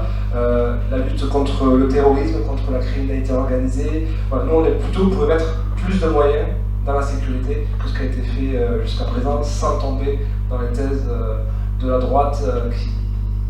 Voilà. Et quand j'ai vu le reportage avec Jean-Luc Mélenchon et ce policier, j'ai trouvé presque de la haine dans son regard, et je trouve que ce n'était pas forcément la bonne réponse à apporter aujourd'hui. Il n'y a plus forcément toujours de respect envers les policiers, et je trouve que c'est pas forcément la réponse, en tout cas le futur président de la République. Moi j'ai été en président mandat, je m'occupais des sapeurs-pompiers, j'étais premier secrétaire du SDIS de Haute-Garonne. Les agressions de sapeurs-pompiers, c'était quasiment hebdomadaire. Voilà, donc il faut aussi faire attention quand on est dans ces responsabilités-là, quand on veut être président de la République. Il faut pas diviser. On peut avoir des idées divergentes sur les moyens qu'on met sur la sécurité, mais il faut faire attention sur ne pas non plus décrédibiliser nos forces qui assurent la sécurité au quotidien. Alors aujourd'hui, qu'est-ce qui guide beaucoup l'intervention des forces de police? C'est la politique du chiffre. C'est une politique complètement absurde qui ne réfléchit pas du tout en fait en termes vraiment d'efficacité, en termes d'assurer la sécurité de tout le monde. Ça ne réfléchit pas forcément en fonction de la priorité du travail sur le crime organisé qui forcément demande plus de temps, donc qui est plus long à élucider et correspond moins à ce genre de chiffres. En fait, la politique du chiffre même, elle mène à passer énormément de temps sur la question du deal, du cannabis, d'embêter les dealers ou les consommateurs, ce genre de choses, qui n'a pas d'intérêt fondamental pour la sûreté et la sécurité générale. Ce n'est pas la priorité. Et donc, il y a beaucoup d'éléments à faire en fait, pour changer complètement la police. Déjà, sortir de la politique du chiffre, c'est une évidence. Fusionner l'IGPN et l'IGGN pour qu'il y ait enfin une autorité indépendante qui puisse surveiller les agissements de la police, parce qu'il y a des violences policières, on le sait, on a vu les images, où on en a été témoin, et en manifestation aussi. Il y a beaucoup de choses qui sont flagrantes, il y a tout un travail à faire sur la liberté de manifester pour avoir enfin la désescalade, enlever les armes dangereuses en fait, qui sont utilisées contre les manifestantes et les manifestants. Il y a tout un travail aussi sur la question des discriminations, puisqu'on sait très bien que selon notre couleur de peau, on a infiniment 2 fois plus de chances d'être contrôlé par la police. Donc il faut des contrôles avec un récépissé pour pouvoir travailler sur cette question en fait, et petit à petit mettre fin à ces discriminations-là. Donc il y a vraiment un énorme chantier à faire pour que la police puisse se recentrer sur les fonctions primordiales. Il y a une police de proximité qui soit petit à petit de nouveau en confiance avec les habitants, que les habitants puissent leur faire confiance, parce qu'actuellement la confiance est complètement rompue dans la plupart des endroits. Donc il y a ce travail-là, ça nécessite de la formation, ça nécessite de la formation aussi sur les violences sexistes et sexuelles, comme on a vu. Ça nécessite une violence dépendance, ça nécessite d'être ferme face aux violences perpétrées par les policiers aussi. Mais voilà, les questions, c'est évidemment aussi de mettre des moyens dans la police, parce que petit à petit, ils sont de plus en plus forcés de faire des tâches administratives, parce qu'il y a moins d'effectifs, donc forcément ça frustre encore davantage. C'est tout un engrenage, en fait, tellement on détruit le système de service public de la police, qu'il faut complètement réorienter ce service d'une autre manière. Et après, il y a toute la politique pénale qui doit complètement changer aussi. En fait, c'est vraiment une autre vision de ce que devrait être le travail de la police et le travail de la justice qu'il faut enclencher, mettre en place pour qu'on sorte dans l'engrenage finalement de la violence et de la perte de confiance qu'on a actuellement.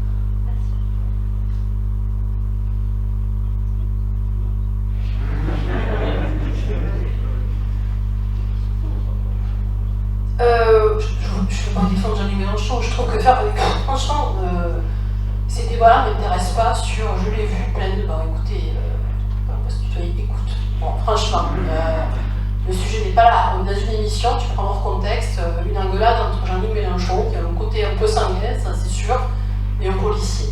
Prenons le sujet vraiment à l'endroit. Il est assez sérieux, par ailleurs, pour arrêter de dire n'importe quoi sur ce sujet. La première chose que moi je trouve insupportable, c'est que d'ailleurs, quels que soient les partis politiques à gauche, oh mais vous avez toujours été vraiment timoré sur la question, chez vous c'est un tabou, vous voulez... Non, c'est pas un tabou. Mais moi, c'est pas un tabou la question de la sécurité. Moi je pense que je suis pas pour dire aujourd'hui, d'élection en élection, comme le fait la droite et l'extrême droite, et que les idiots utiles de la droite et de l'extrême droite reprennent sans cesse, chez Macron, y compris chez vous, qu'il y a un tel problème de sécurité que c'est vraiment le problème primordial, à tel point que toutes les enquêtes actuelles d'opinion montrent que c'est absolument pas le cas. Les 3 premiers problèmes qui viennent en premier, dans le tiercé gagnant, c'est le pouvoir d'achat. Si je me rappelle bien, il y a la santé, merci, et la crise écologique. Bon, la sécurité vient plus loin. Si on veut parler de sécurité générale, globale, tout individu doit se sentir en sécurité, je suis d'accord. La police doit effectivement, c'est son rôle premier. Est-ce que c'est ce qu'elle fait? C'est pas les policiers qui nous posent problème. C'est ce qu'on fait jouer aujourd'hui comme rôle à la police. Bon, on s'est fait épingler sur les 2 dernières années, enfin, pas en 2020, parce qu'en 2020 il y avait la pandémie, mais entre 2018 et 2019, sur la répression du mouvement des Gilets jaunes et sur la répression du mouvement de retraite, on s'est fait épingler par les associations internationales de défense des droits de l'homme. Écoutez, c'est pas moi qui l'invente, c'est pas Myriam Martin qui a resté révolutionnaire et trotskiste qui le dit, c'est Amnesty International. Parce que effectivement, il y a eu une condamnation trop féroce de la force face aux mouvements sociaux, qui ont quand même débouché sur des gens qui se sont fait éborgner, ils ont perdu leurs yeux, ou un œil, ou un pied, ou une main. C'est pas banal dans une démocratie comme la nôtre, je ne dis pas que c'est une dictature, mais il y a une dérive autoritaire qui est inquiétante, et la police sert à ça, et non, elle ne doit pas servir à ça. Elle ne doit pas du tout servir à ça. Donc moi je ne suis pas contre la police, mais par contre je suis contre aller pavaner, et vous l'avez tous fait, en mai dernier, à une manifestation appelée par Alliance, qui est un syndicat de police qui est largement ancré à la droite extrême droite, à l'extrême droite, où il y avait Bardella, où il y avait Zemmour, et vous vous êtes compromis, il n'y a pas d'autre mot, dans cette manifestation, je le dis un petit peu avec de la rage, à cette époque-là j'étais en campagne électorale, mais les bras m'ont tombé. Écoutez, vous avez franchi un cap. Là-dessus, vous avez franchi un cap parce que vous avez peur, vous êtes toujours toujours à courir derrière les thèmes des autres. La sécurité, ouais, est un vrai sujet. Oui, il faut des moyens pour la police, par exemple, pour que les policiers fassent leur travail et ne soient pas toujours à faire, effectivement, du travail administratif qui leur prend du temps pour être sur le terrain. Ça, je l'entends. Pas de souci avec ça.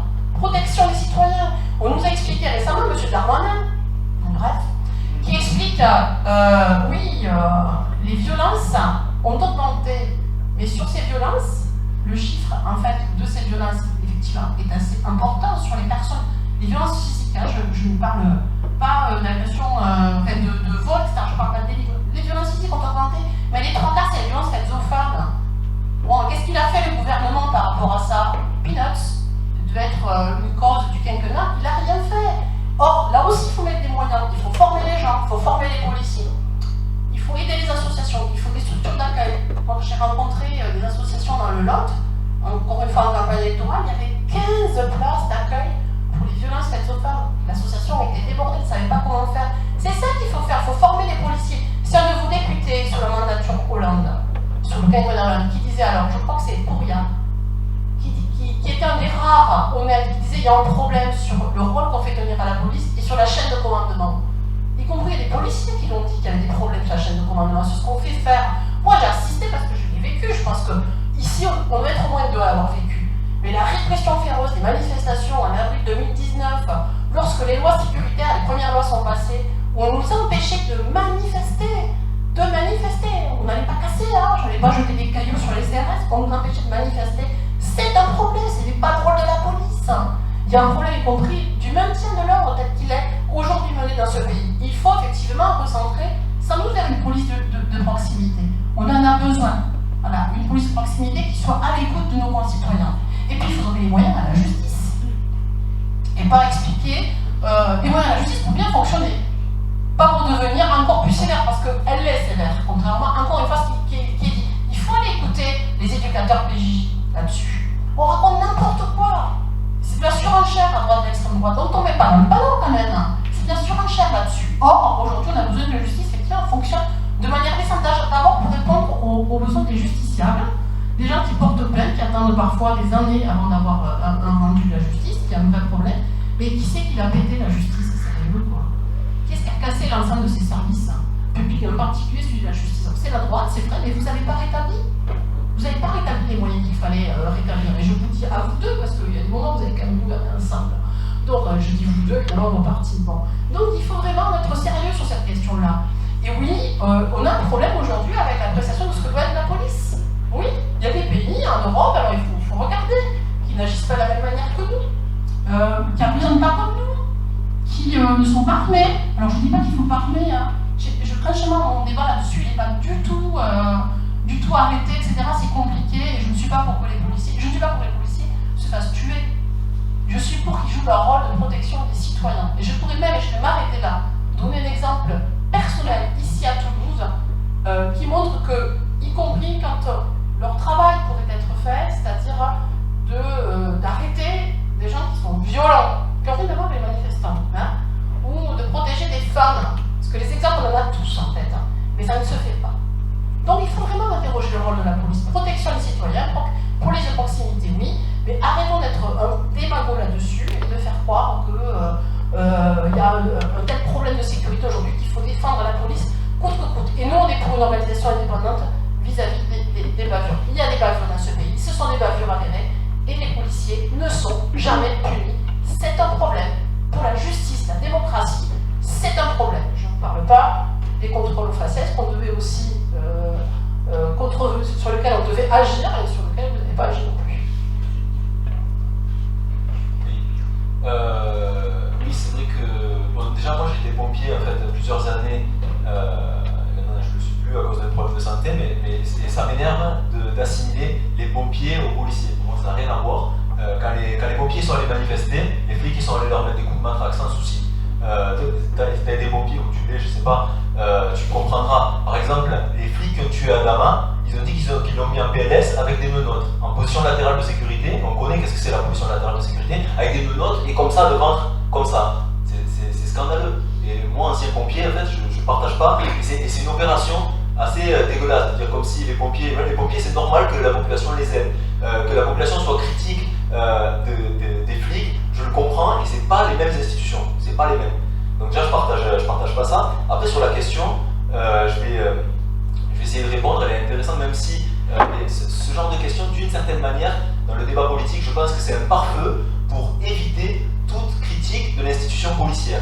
Et les critiques de l'institution policière, ces dernières années, elles augmentent quand même, parce qu'il y a eu un tournant sécuritaire qui date, de mon point de vue, malheureusement, je suis désolé, mais du quinquennat de Hollande, je l'ai vécu personnellement. En 2014, il a commencé à avoir, l'été 2014, interdiction des manifs en soutien à la Palestine.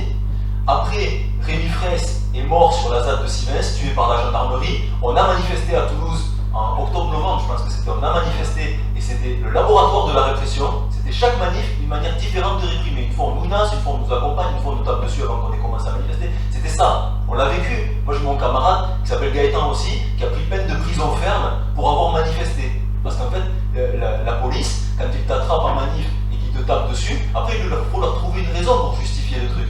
Donc en fait, ils ont dit qu'il avait agressé avec un panneau de kebab. Tu vois, nous, on a trouvé même des vidéos qui montraient qu'il marchait avec son téléphone, mais en fait, ni le procureur, ou je ne sais plus qu'est-ce que c'était, n'a accepté même d'accepter la vidéo. Et après, il a pris peine de prison ferme.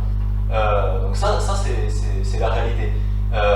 Et nous, on ne se laissera pas empêcher de poser certaines questions sur l'institution policière. Par exemple, qui protège de la police les jeunes des quartiers populaires? Qui a protégé Adama Traoré le jour de ses 24 ans, quand en 2016 il a été tué par la police? Qui protégeait Cédric Chouviat, tué par la police? Qui protégeait en 2005 Ziad et Bouna, qui ont fui la police et qui en sont morts? Qui protégeait Zineb Redouane en manif, qui fermait ses volets et qui a été tué dans le cadre d'une manifestation? Qui protégeait Steve Canisso, qui protégeait Rémi Fraisse dont j'ai parlé? Et la liste elle est très très très très longue. Et on ne peut pas en fait faire comme si de rien n'était et tourner par l'absurde, parce que, évidemment, après je vais répondre sur nos revendications, mais nos revendications, ça n'est pas on laisse le système capitaliste et la société telle qu'elle est, et juste on supprime la police et la population, démerdez-vous. Les faibles vont se faire taper dessus, et peut-être les forts ils vont survivre. C'est pas ça, c'est pas ça. Je sais pas si vous imaginez, quand vous entendez nos revendications de l'extrême gauche, vous imaginez ça, mais c'est pas ça notre proposition. Je vais essayer de la développer un peu, je prends quelques minutes.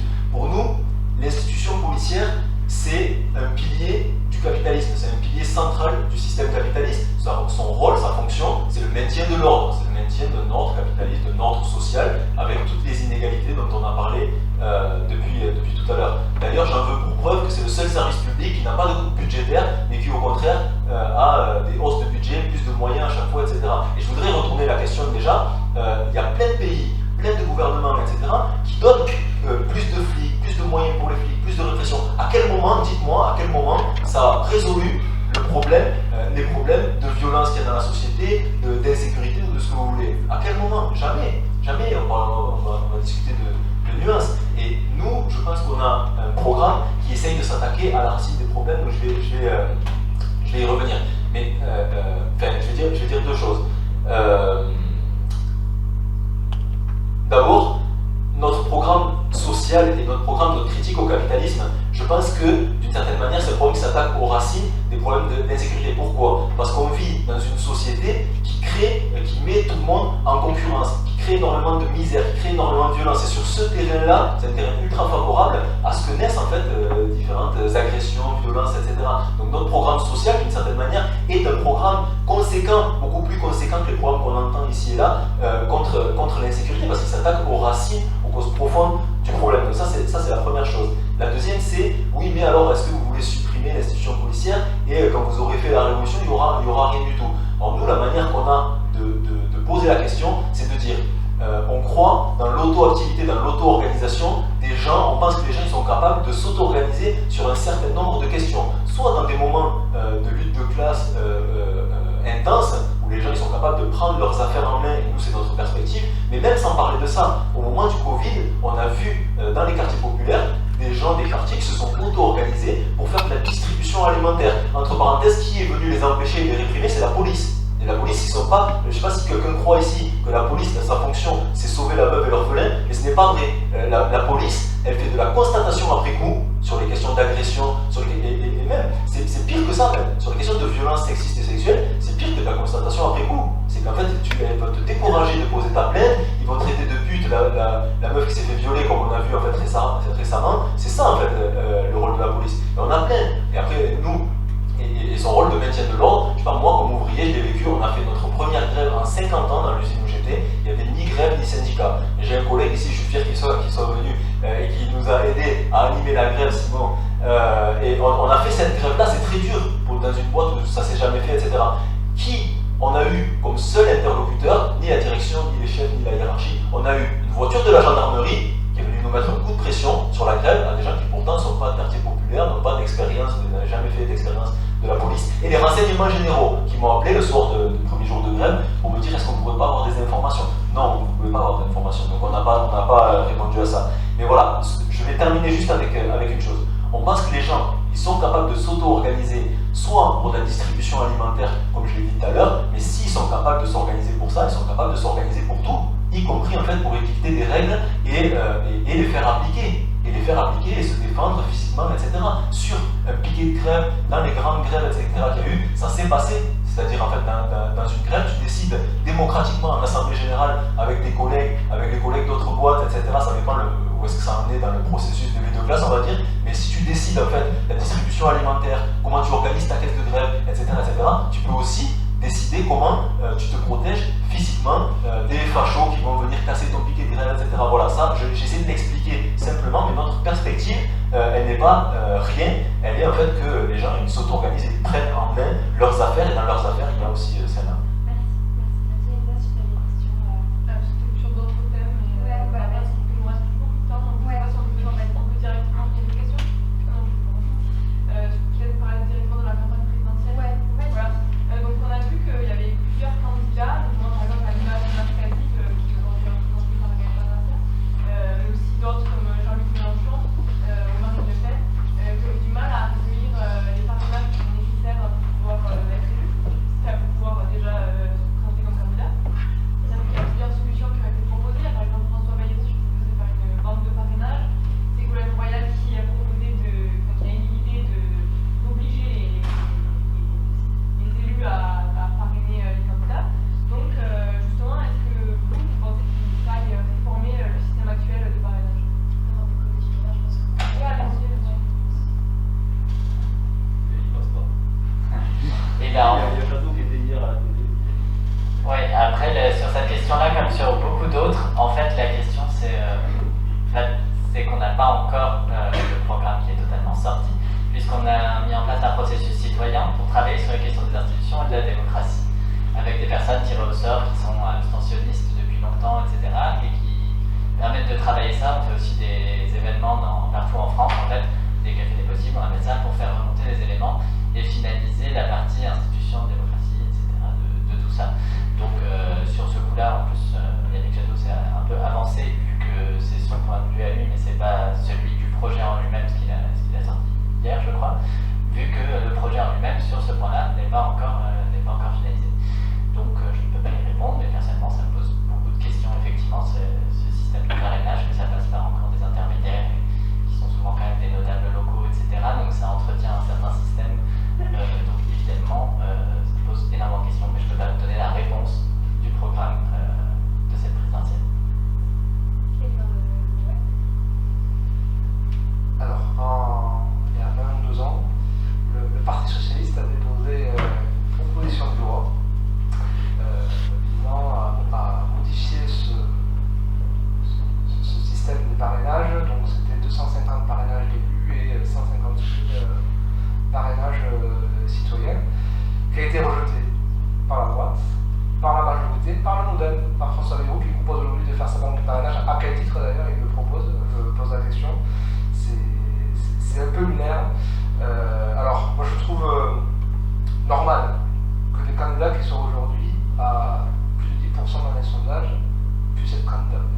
Demain, si Éric Zemmour, Marine Le Pen, Jean-Luc Mélenchon les a, c'est tant mieux. Depuis aujourd'hui, si ces candidats ne pouvaient pas être candidats, ça poserait un vrai problème démocratique. Et d'ailleurs, je pense que ça provoquerait une crise démocratique les jours suivants. Je trouve aussi regrettable qu'un candidat comme M. Abbas, que j'ai découvert grâce à Twitter, on n'en parle pas. C'est quelqu'un qui a aujourd'hui aujourd'hui plus de 100 parrainages, qui a fait le job d'aller rencontrer les élus pour avoir des signatures d'élus. Aujourd'hui, on n'en parle pas. Il y a un vrai sujet démocratique qui est là. Réformer les institutions aujourd'hui, je reste très partagé. Et c'est la position du Parti Socialiste. Quand on est en plus, moi je suis du droit constitutionnel, donc je suis encore plus attaché à nos institutions que je connais bien. Je suis très partagé sur le fait qu'aujourd'hui on pose la question, est-ce qu'on doit modifier nos institutions pour permettre à des candidats extrémistes, j'inclus pas Jean-Luc Mélenchon, extrémistes, je pense à Éric Zemmour, je pense à Marine Le Pen, est-ce qu'il faut bouger les institutions, est-ce qu'il faut modifier nos institutions pour permettre à ces candidats de l'être, ou est-ce que c'est pas l'inverse, aux candidats de s'adapter à nos institutions? Voilà. La question est là. Alors moi je voulais juste réagir parce que vous dites, pour moi ce serait une sorte de délit de démocratie si on interdisait les parrainages, mais Anne Hidalgo dit le contraire, elle a dit d'ailleurs le contraire il y a 2-3 jours en disant que ce serait une bonne chose de ne pas permettre à ces candidats-là, de l'extrême droite comme de l'extrême gauche d'ailleurs, que justement c'était eux les vrais dangers pour la démocratie. C'est ce que je dis. Est-ce qu'aujourd'hui il faut modifier les institutions au motif qu'on a des candidats extrémistes? C'est ça, c'est la question de ça. Est-ce qu'il faut modifier est-ce que demain, si on a un candidat nazi qui a 10% dans les sondages, est-ce qu'il faut modifier l'institution pour permettre à un candidat nazi de concourir à l'élection présidentielle? C'est une vraie question. Et Hidalgo a répondu, c'est donc.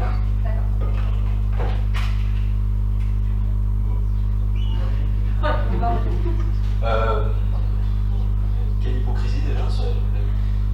Je vais répondre parce que le Parti Socialiste qui dit qu'il n'y a pas de souci, ça serait bien qu'Anas puisse se présenter. Je vais vous raconter la vraie histoire de comment on cherche les parrainages. Vous allez comprendre l'hypocrisie quand même. Non, mais attends, t'inquiète, je vais te répondre. Sur les parrainages, il y a une crise effectivement de ce système de parrainage que personne ne peut nier, qui est évidente et que c'est vraiment pas que les candidats, je veux dire même c'est pas que les candidats qui n'arrivent pas à réunir les parrainages qui disent, je veux dire, déjà ça fait longtemps parce que des gens comme Balladur, comme Jospin proposaient des réformes de ce système-là et déjà ça marchait pas trop, mais là dans ces élections-là, il y a quand même un truc particulier où c'est encore plus la crise. C'est de là que naît la proposition de Bayrou par exemple de faire cette banque de parrainage qui d'une certaine manière en fait c'est reconnaître que ce système ne va plus et qu'il y a une crise, mais c'est dire aussi c'est nous qui allons choisir quand même qui peut se présenter et qui ne peut pas se présenter. Parce qu'en fait dans sa première intervention il disait c'est ceux qui font plus de 10%, je crois qu'il avait dit les noms même, il disait Mélenchon, Zemmour, Le Pen, quelque chose comme ça. Après là récemment il a dit bon mais s'il en reste un petit peu, c'est pas je ne vous mets pas dans le même sac, c'est évident, mais je veux dire il a dit ça. Après il a dit s'il en reste un peu, Taubira Poutou, pourquoi pas, etc. Mais c'est eux qui choisissent qui on met pas. Voilà. Le système des parrainages, il était déjà pas démocratique avant, et j'ai essayé de raconter un peu. Ça fait presque 10 mois qu'il y a plusieurs camarades ici, et moi aussi, qui ont fait aller chercher les parrainages partout, etc.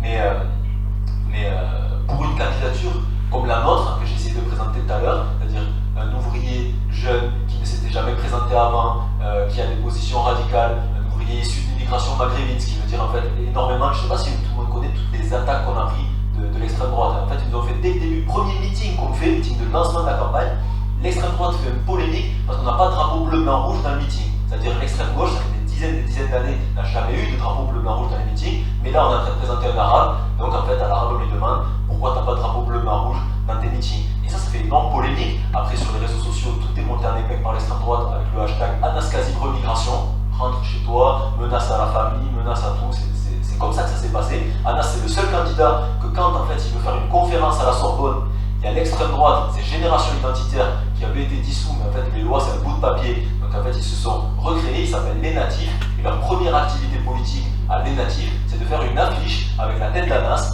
en disant 0% français, 100% wokistes, 100% islamistes, et de coller partout dans le quartier latin. Et quand il y a eu une énorme solidarité pour en fait contre les menaces de l'extrême droite et pour qu'Anas puisse tenir, donc il a tenu sur le parvis devant la Sorbonne cette conférence-là, la police qu'est-ce qu'elle fait? Est-ce qu'elle convoque les fachos de Génération Identitaire? Non, elle convoque Anas le 3 mars. D'ailleurs j'encourage s'il y a des gens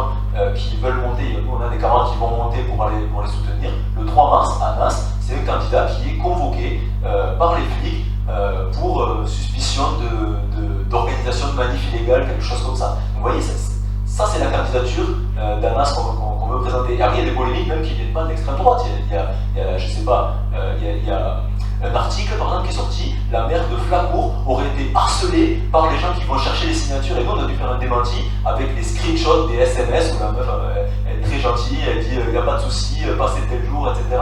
Mais ça fait très mal, parce que le système des parrainages, pour revenir maintenant sur ça, c'est quoi? C'est que vous allez voir des maires de petites communes et qui sont sans étiquette, parce que tu vas voir le Parti Socialiste, les Républicains, etc., ils ne vont pas te donner, ils donnent en fait, je veux dire, ceux qui sont conseil départemental, conseil régional, etc., ils donnent à leur candidat, grosso modo. Sauf maintenant, ils voient qu'il y a une crise, donc il y en a certains qui disent vas-y, moi je choisis de donner lui parce qu'il est légitime, lui il débat.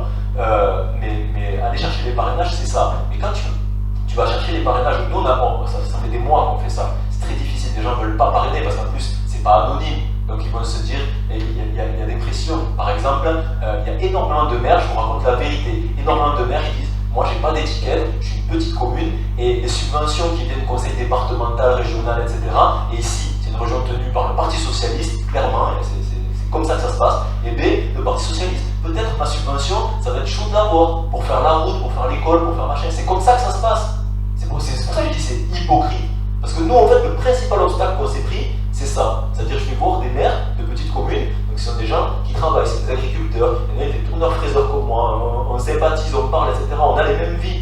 Mais par contre, ils veulent pas, et en plus, c'est pas anonyme, que en fait, soit il y a des pressions aux subventions, c'est une réalité, soit qu'il y ait dans la commune des pressions, parce qu'en fait, il y a des gens qui ont décidé, par exemple, de l'extrême droite, moi je vais parrainer un islamiste, parce qu'en fait, c'est comme ça que c'est présenté, je vais parrainer un islamiste, c'est chaud. Donc c'est comme ça. Et nous on avait des promesses de parrainage, on avait plus de 250 promesses de parrainage, mais quand il a fallu les traduire de reconversion au Conseil constitutionnel, pour que ça devienne des vraies promesses, il y en a plein qui ont flippé de toutes ces pressions que je vous dis. Parce que c'est pas anodin, les campagnes de l'extrême droite, etc. Tout ça c'est pas anodin. Donc c'est très hypocrite. Nous ce qu'on dit c'est que en fait, en vérité, c'est pas les maires qui choisissent qui se présentent ou qui se présentent pas. En vrai, c'est les médias, c'est des politiciens professionnels. Aujourd'hui, c'est plus visible qu'avant. Donc après, est-ce qu'il faut réformer? Bon, nous, on a un programme qui est même plus critique en fait des institutions démocratiques, soi-disant démocratiques de la 5e République. On est pour la suppression de la fonction présidentielle, etc. Il y a beaucoup de choses. Je ne rentre pas dans le détail, mais en tout cas, on serait d'accord avec, par exemple, 150 000 parrainages citoyens. Ce serait beaucoup plus. Mais nous, on est convaincus, vu le travail de terrain et l'implantation qu'on a, si les parrainages, on allait chercher dans les usines, dans la rue, dans les gens normaux, on les aurait. Mais si les parrainages, en fait, ne sont pas anonymes et qui sont des maires qui ont des pressions aux subventions, c'est sûr que c'est pas facile. Et pourtant, on voit le décalage. On voit le décalage entre, je sais pas, Hidalgo, elle a 1000, je sais pas combien de parrainages, c'est-à-dire en plus, il les confisque, ils ont 500, ils ont 600, ils continuent. Ils ont 1000, je sais pas combien, et pourtant, en fait, c'est pas qu'elle représente, je veux dire, là, elle est à 2%, sa campagne est éclatée. Mais c'est vrai, mais c'est comme ça. Et malheureusement, Jadot hier, et c'est pas que Jadot, parce que hier, après, je participais à un space avec des gens de Europe Écologie Les Verts, et tous, ils partageaient cette position. Ils disaient, et en fait, ils nous prennent de haut, parce que les institutions ne sont pas faites pour nous, les gens comme nous, pour qu'on se présente vraiment et tout. Et ces gens-là, ils nous prennent de haut. Ils nous disent, ah, si vous n'avez pas les 500, c'est que vous n'avez pas l'ancrage territorial, etc. Mais quel ancrage territorial? Moi, j'ai tourné partout. J'ai jamais vu, en fait, Europe Écologie Les Verts ou le PS qui était en voiture et qui tournait. Le PS, il passe un coup de téléphone et il a les trucs. Merci. Pour les 2%, c'était pas très sympa. C'est pas grave. Et vous avez combien de pourcents? Ouais, mais nous, si on ne peut pas même se présenter. Ah, ok, d'accord. Nous, étant en tête de Hidalgo, merci. Je vais laisser la France insoumise. le seul débat, c'est moi ici, là, je te jure, c'est vrai. Oui, donc je vais faire ma veille de service. Ce problème, il est vieux. Il est vieux parce qu'on est passé quand même, pour un rappel, d'un système de 100 parrainages à 500 d'élus. Hein. Donc, et la raison, c'était toujours la même. On va comme ça empêcher les gens pas sérieux de se présenter. Outre que ça pose un sacré problème, parce que je pense que la représentation politique ne peut pas être, en tout cas, ou la présence politique à des élections aussi importantes que les élections présidentielles. Au-delà de ce qu'on pense, le régime présidentiel, ça c'est pas le sujet, j'y reviendrai après, ne peut pas être subordonné à l'idée qu'on va donner des parrainages qu'à des gens qui sont à plus de 10% ou qui ont des représentants à l'Assemblée, etc. Ce sont des règles qui sont assez injustes par ailleurs. Il faut ça que j'espère que et Philippe Poutou et Anastasie pourront avoir leur signature de maire, entre autres de maire, parce que c'est surtout les maires qui sont sollicités, parce qu'il y a un vrai problème démocratique. Ils ne sont peut-être pas représentés dans les institutions, mais c'est des idées politiques qui existent dans le pays. Et personne ne peut dire c'est sérieux ou c'est pas sérieux. Ce qui n'est pas sérieux, c'est de raconter ce genre de bêtises. Alors après, bon, les Verts, ils n'ont pas d'avis, le Parti Socialiste est attaché aux institutions vachement démocratiques de la Ve République. Donc si vous voulez, on ne peut pas continuer comme ça. Voilà. Il y a et moi je le dis, et c'est peut-être pas gentil pour Madame Hidalgo, mais du haut de ces 2% expliqués hier que oui, bah, c'est de leur faute, hein, si tu n'arrives pas à avoir les 500 parrainages, il faut se poser des questions, etc. On a obtenu 540 parrainages aujourd'hui, voilà, on dit ouf, mais c'est un vrai problème, parce que ce qu'a raconté Gaëtan est vrai. Moi qui suis une vieille militante qui les ai fait, y compris à l'époque pour le NPA, et même j'étais à LCR, chercher les parrainages.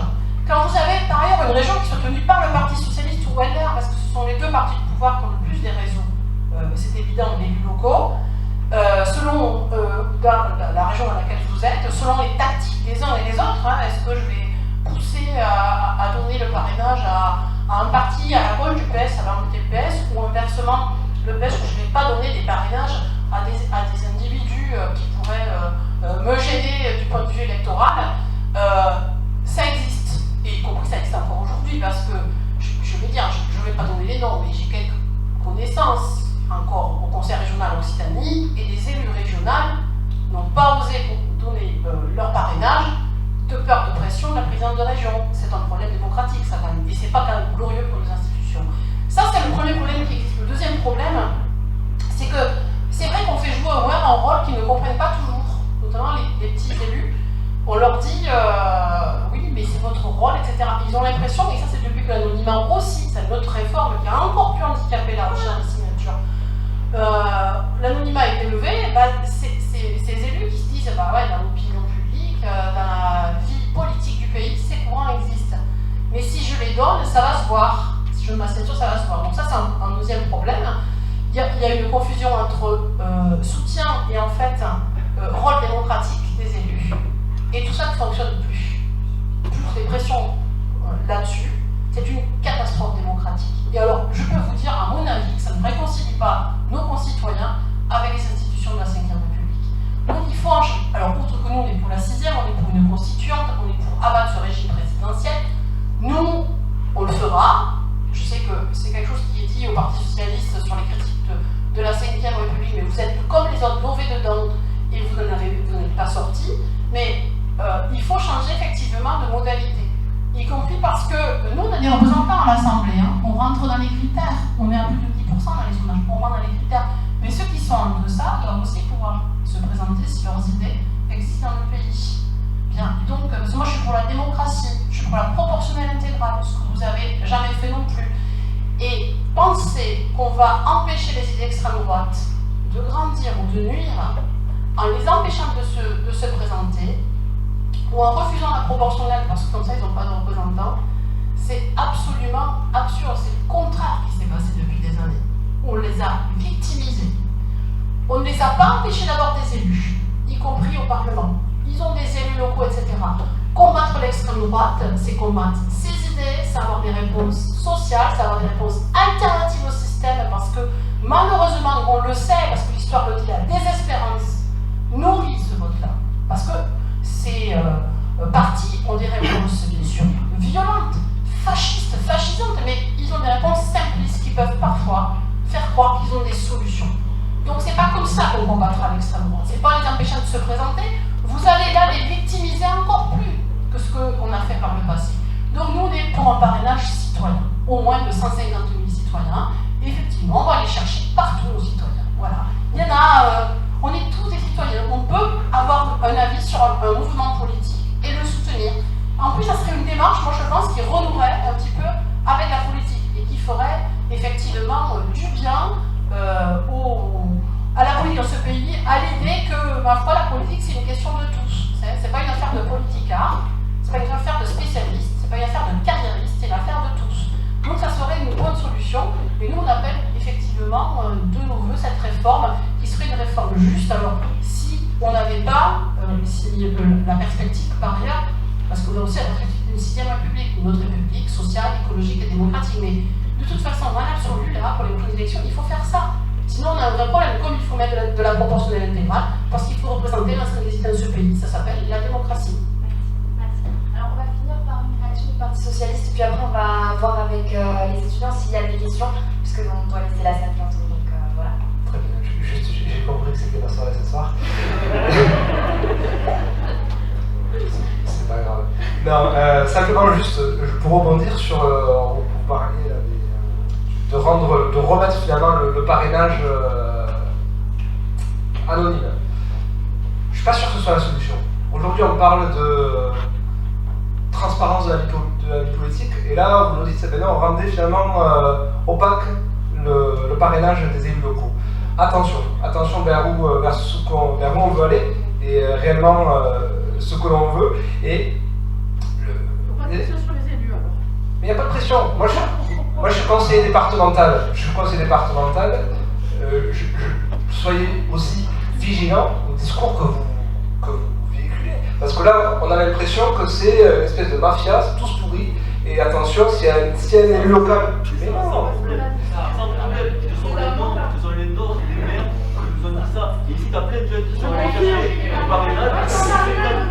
Merci, on va. Non, je pense qu'il y a une part de fantasme. Aujourd'hui, les subventions par le conseil départemental, c'est 400 000 € par commune, et quelle que soit l'étiquette Et politique. les maires, ils inventent. Les maires, ils inventent. Mais Ce qu'on te raconte là. Que le maire, il y a des règles de subvention, donc il y a une part de fantasme. Après que le maire me dise, mais attendez, moi je veux pas vous parrainer parce que j'ai peur de ci, j'ai peur de ça. Donc ça fait le fulgurant, monsieur. Pourquoi le maire a fait une commune rurale? Ouais. Il faut sortir aussi. Il faut sortir. Moi je suis élu local, hein. Je suis élu local dans ma commune. Hein. Je suis élu local dans ma commune, je suis élu départemental, je me la suis gagné mon élection. Et j'ai gagné grâce à un parti du département.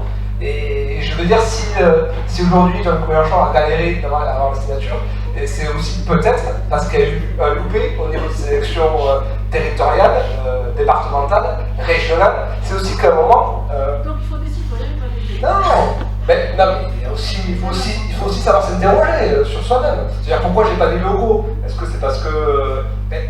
Il faut aussi s'interroger, c'est pas toujours la faute des autres, c'est pas toujours la faute du système, et le système n'est pas parfait, il n'est jamais parfait, il peut toujours être. Voilà, on peut le changer, on peut le modifier, mais il faut arrêter de dire les élus c'est tous des pourris, le département c'est tous des pourris, ils menacent, mais il faut aussi avoir un discours mesuré dans les mots. Merci beaucoup, on va s'arrêter là parce qu'il faut laisser la salle. Je voulais voir s'il y avait des étudiants qui avaient des questions à poser à n'importe quel candidat. Ouais. Moi j'ai des questions, ouais.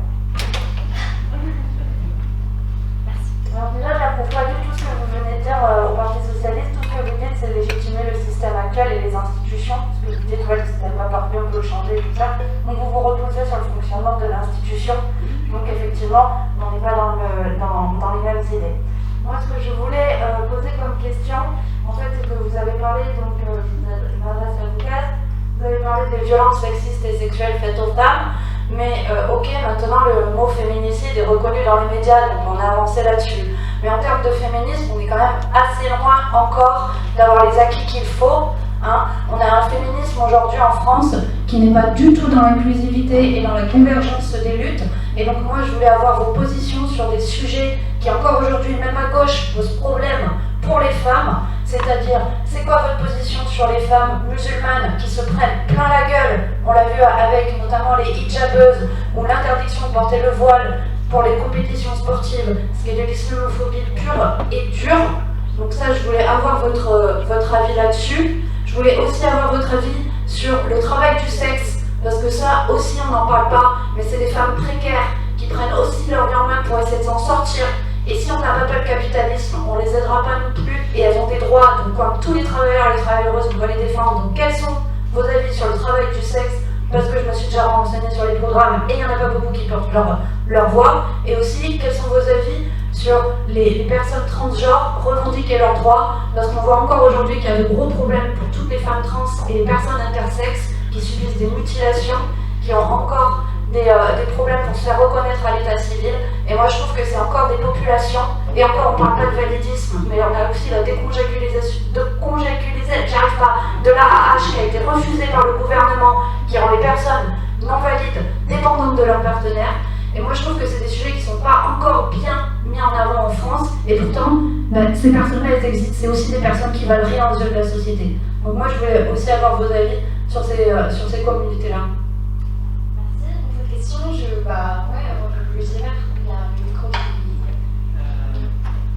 C'est bien, c'est un ensemble de sujets qui me tiennent particulièrement à cœur, donc je suis très content de pouvoir en parler, merci beaucoup. Sur la question du port du voile, etc., Jadot l'a encore dit hier, c'est laisser les femmes s'habiller comme elles le veulent, parce qu'actuellement c'est une laïcité identitaire qui est en train d'être utilisée, pas du tout dans l'esprit de la loi de 1905, mais dans l'esprit en fait de simplement faire des discriminations supplémentaires, des agressions supplémentaires sur les populations racisées, que ce soit des populations qui viennent, qui sont émigrées, ou que ce soit des populations qui sont racisées, donc on estime qu'elles rentrent dans ces catégories.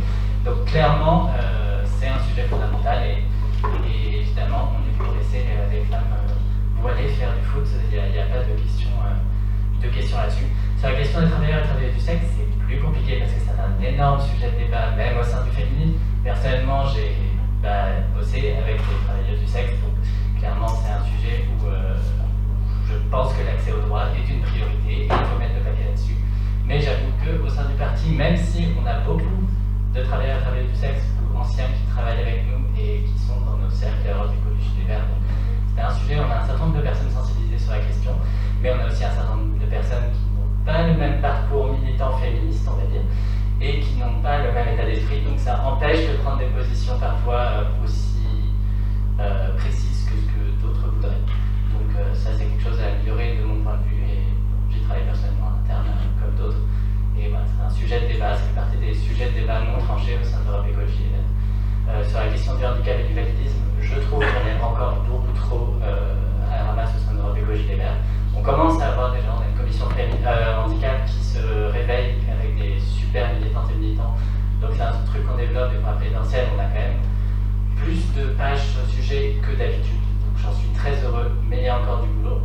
Et on a un très chouette élu à Grenoble qui bosse sur la question, qui est hyper chouette. Donc à suivre, et qui bosse notamment dans les Côtes d'Ivoire, ici à Toulouse, etc. Voilà.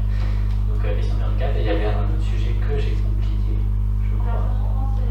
Les personnes trans, intersexes, je crois que là, pour le coup, notre programme est nickel de mon point de vue sur le sujet. Et évidemment, fin de mutualisation, facilitation que ce soit pour l'accès au papier ou le changement de genre, d'état civil, etc. Pour le coup, là, je pense que c'est bon. Sur ces cases-là, on a fait le chemin et on est tous convaincus au sein de l'Europe. On n'est pas d'accord sur les institutions, ça c'est un fait. Sur ces questions-là, par contre, je pense qu'il y a des sujets, je suis d'accord, Anne Delgo propose de créer un observatoire de lutte contre la discrimination, contre le racisme, l'antisémitisme, LGBT, plumiphobie et la homophobie. C'est des sujets sur lesquels on a trop longtemps été à la ramasse, mais vraiment, qui parlent pas à une partie de la population, et je pense que c'est un vrai souci. Moi je prends l'exemple dans les collèges, on a aujourd'hui, moi j'étais collégien il y a 15 ans, les questions par exemple de transsexualité n'existaient pas, en tout cas ne se posaient pas. Elles existaient, mais ne se posaient pas. Et aujourd'hui dans les collèges, j'ai fait un collège chez mon canton, on a minimum 1 à 3 enfants qui se considèrent transgenres. Et face à ces questions-là, on a des principaux de collège qui nous disent moi je vais créer des toilettes mixtes qui vont permettre de ne pas avoir de problématiques, de pouvoir insérer ces enfants-là qui sont comme tous les autres. Et ça fonctionne très bien. Et puis on a des principaux qui ne sont pas formés, on ne peut pas non plus leur en vouloir, la question ne se pose pas, ils sont en décalage. Et ils nous disent non mais moi, pas d'enfant transgenre dans mon établissement. C'est un garçon, il est habillé comme un garçon, c'est pas client. Voilà, donc il y a aussi, dans l'idée de se créer cet observatoire qui s'adresse à toutes les populations, il y a, je pense aussi à l'éducation, où il y a un gros travail à faire, qui est déjà un peu amorti, qui est déjà démarré, mais il reste beaucoup à faire pour faire évoluer les mentalités, et Anne Delgo en tout cas, il est pour, et pour le travail du sexe, je suis désolé, je ne connais pas, peut-être qu'il n'y a même pas de ligne continuer sur dans le programme d'événements là-dessus. En tout cas, également, l'accès au droit me semble quand même prioritaire, je pense. Merci beaucoup. Je pense que vraiment on n'aura pas le temps de finir. J'imagine que c'est frustrant pour nous. Une autre dernière question peut-être. Moi, je peux répondre sur ça. Bah oui. Ok. Alors vraiment en quelques minutes parce qu'on va laisser la salle après et il ne faut pas qu'on soit enfermé. Voilà. Ah oui. Parti socialiste qui peut répondre sur la question des violences islamophobes contre les femmes voilées, c'est un truc qui est pas réglé. Ok. Donc sur les jameuses, oui voilà. Non, mais ça serait trop long. En fait, aujourd'hui, la principale drame en France, c'est qu'il n'y a pas de définition de la laïcité. Moi, je partage totalement la position de Yannick Jadot sur cette question-là. Mais aujourd'hui, tant qu'on n'aura pas une définition de la laïcité en France, on aura toujours ces problématiques et on aura toujours des dérives comme il y a eu là. Moi, je suis scandalisé qu'on puisse tenir des propos comme ça sur les femmes voilées. Je trouve ça, dans le XXIe siècle, tenir des propos comme ça, c'est juste scandaleux. Mais tant qu'on n'aura pas de définition de la laïcité, ces questions se poseront toujours. C'est sûr, ça va faire perdre du temps dans ma réponse. Mais tu as raison dans la question de dire et de pointer, c'est un truc très important, je pense, que les différentes oppressions, elles se combinent et que par exemple quand on tape sur les musulmans, on tape d'abord sur les musulmanes, sur les femmes voilées.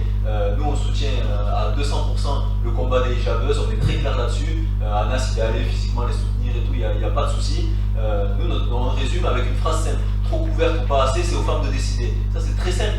Soit il y a le crop top qui remonte et on voit le nombril, ça va pas, soit il y a le voile, ça va pas. Et nous en fait c'est trop couverte ou pas assez, c'est aux femmes de décider. Donc ça c'est sur cette question-là. Je me rappelle pas toutes les questions sur la prostitution.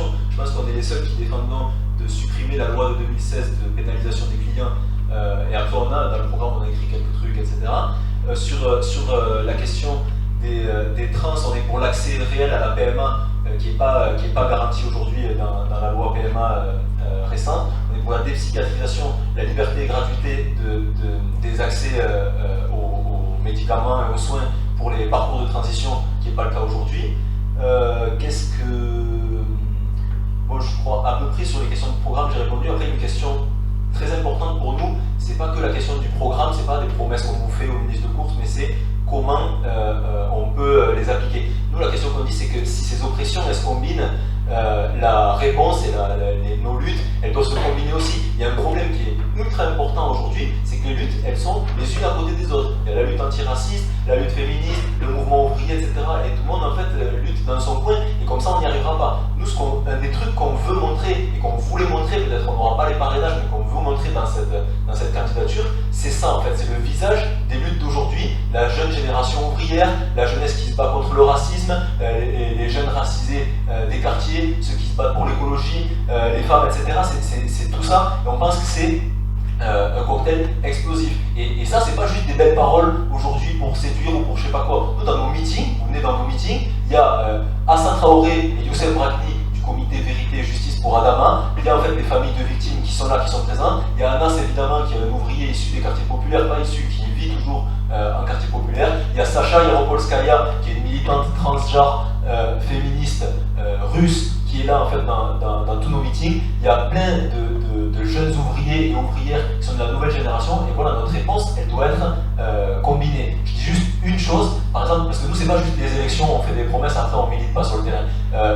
Nous, en fait, par exemple, notre camarade Rosen Kevel, qui en fait a été licenciée de Chronodrive, ils ont fait une grève qui était une des rares grèves féministes. Ça veut dire c'est pas il y a le mouvement ouvrier d'un côté et le féminisme de l'autre. En fait, il y avait c'est des tafs ultra précaires en CDD, intérim, temps partiel, etc. Et c'est là où les oppressions se combinent, parce que les femmes qui travaillaient à Chronodrive, elles subissaient des agressions sexuelles dans leur taf par des hommes qui étaient leurs chefs. Et justement, à cause de leur précarité et du risque de perdre le taf, eh bien, elles ne pouvaient rien dire, elles devaient subir leur situation. Rosen, elle a essayé d'organiser des assemblées de femmes pour qu'elles s'auto-organisent, qu'elles s'organisent elles-mêmes face à ça, et elles ont été réprimées, y compris par une femme qui est la responsable des ressources humaines. C'est pour ça que je dis en fait, de quelle classe sociale tu appartiens, tu vis ton oppression totalement différente, parce que la responsable des ressources humaines, elle a couvert la direction, elle a couvert les agresseurs, etc. Et voilà, elles ont relevé la tête. La direction elle a choisi de licencier Rosen, et en réponse à ça, il y a des salariés, des hommes et des femmes d'ailleurs, qui se sont alliés, qui ont fait grève, une grève féministe contre le licenciement de Rosen et contre les agressions. Et ça, c'est quelque chose qu'on a vu dans la nouvelle génération et qui est très important, qui a beaucoup de potentiel. C'est-à-dire, à McDo, narco, on a vu aussi ces phénomènes-là. Bon, voilà, je m'arrête, mais pour nous, c'est un cocktail explosif qu'au lieu de lutter chacun dans son coin, on lutte tous ensemble et voilà.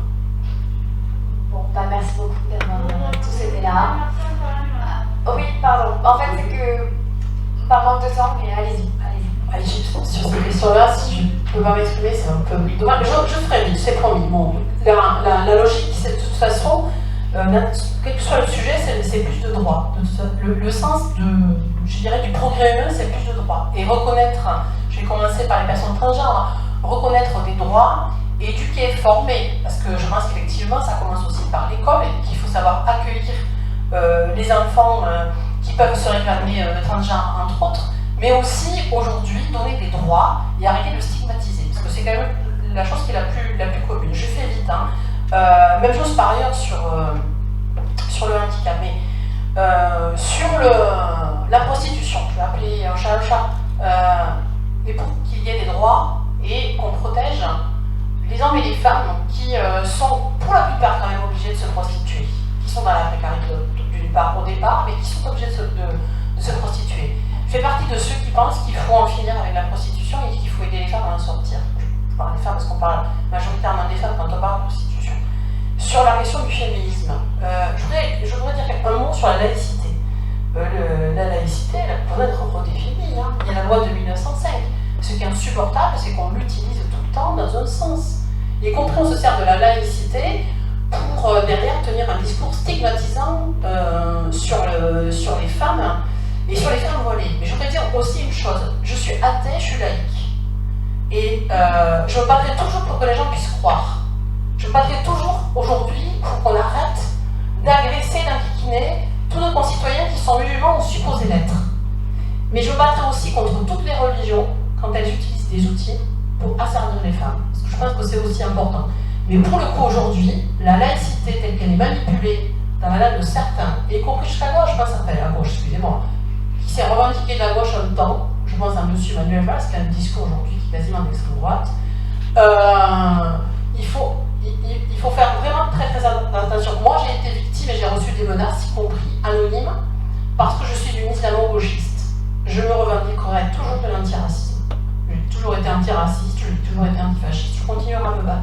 Donc ce vrai sujet, c'est pas simplement par ailleurs que la question des femmes voilées, c'est qu'aujourd'hui on stigmatise toute une partie de la population et qu'encore une fois, ce sont les idées d'extrême droite qui ont nourri son identité, qui ont été largement développées dans les médias, y compris, parce qu'on a pu dire tout au long de la soirée, mais aussi, il faut le dire, il faut aujourd'hui lutter de manière efficace contre toute discrimination. De toute façon, c'est le sens du progrès. Et pour ça, il faut être un peu moins timoré et puis dénoncer quand il y a bien sûr discrimination et surtout tout faire pour donner plus de droits à ceux qui aujourd'hui subissent les différentes oppressions. Merci beaucoup, merci à tous d'être venus.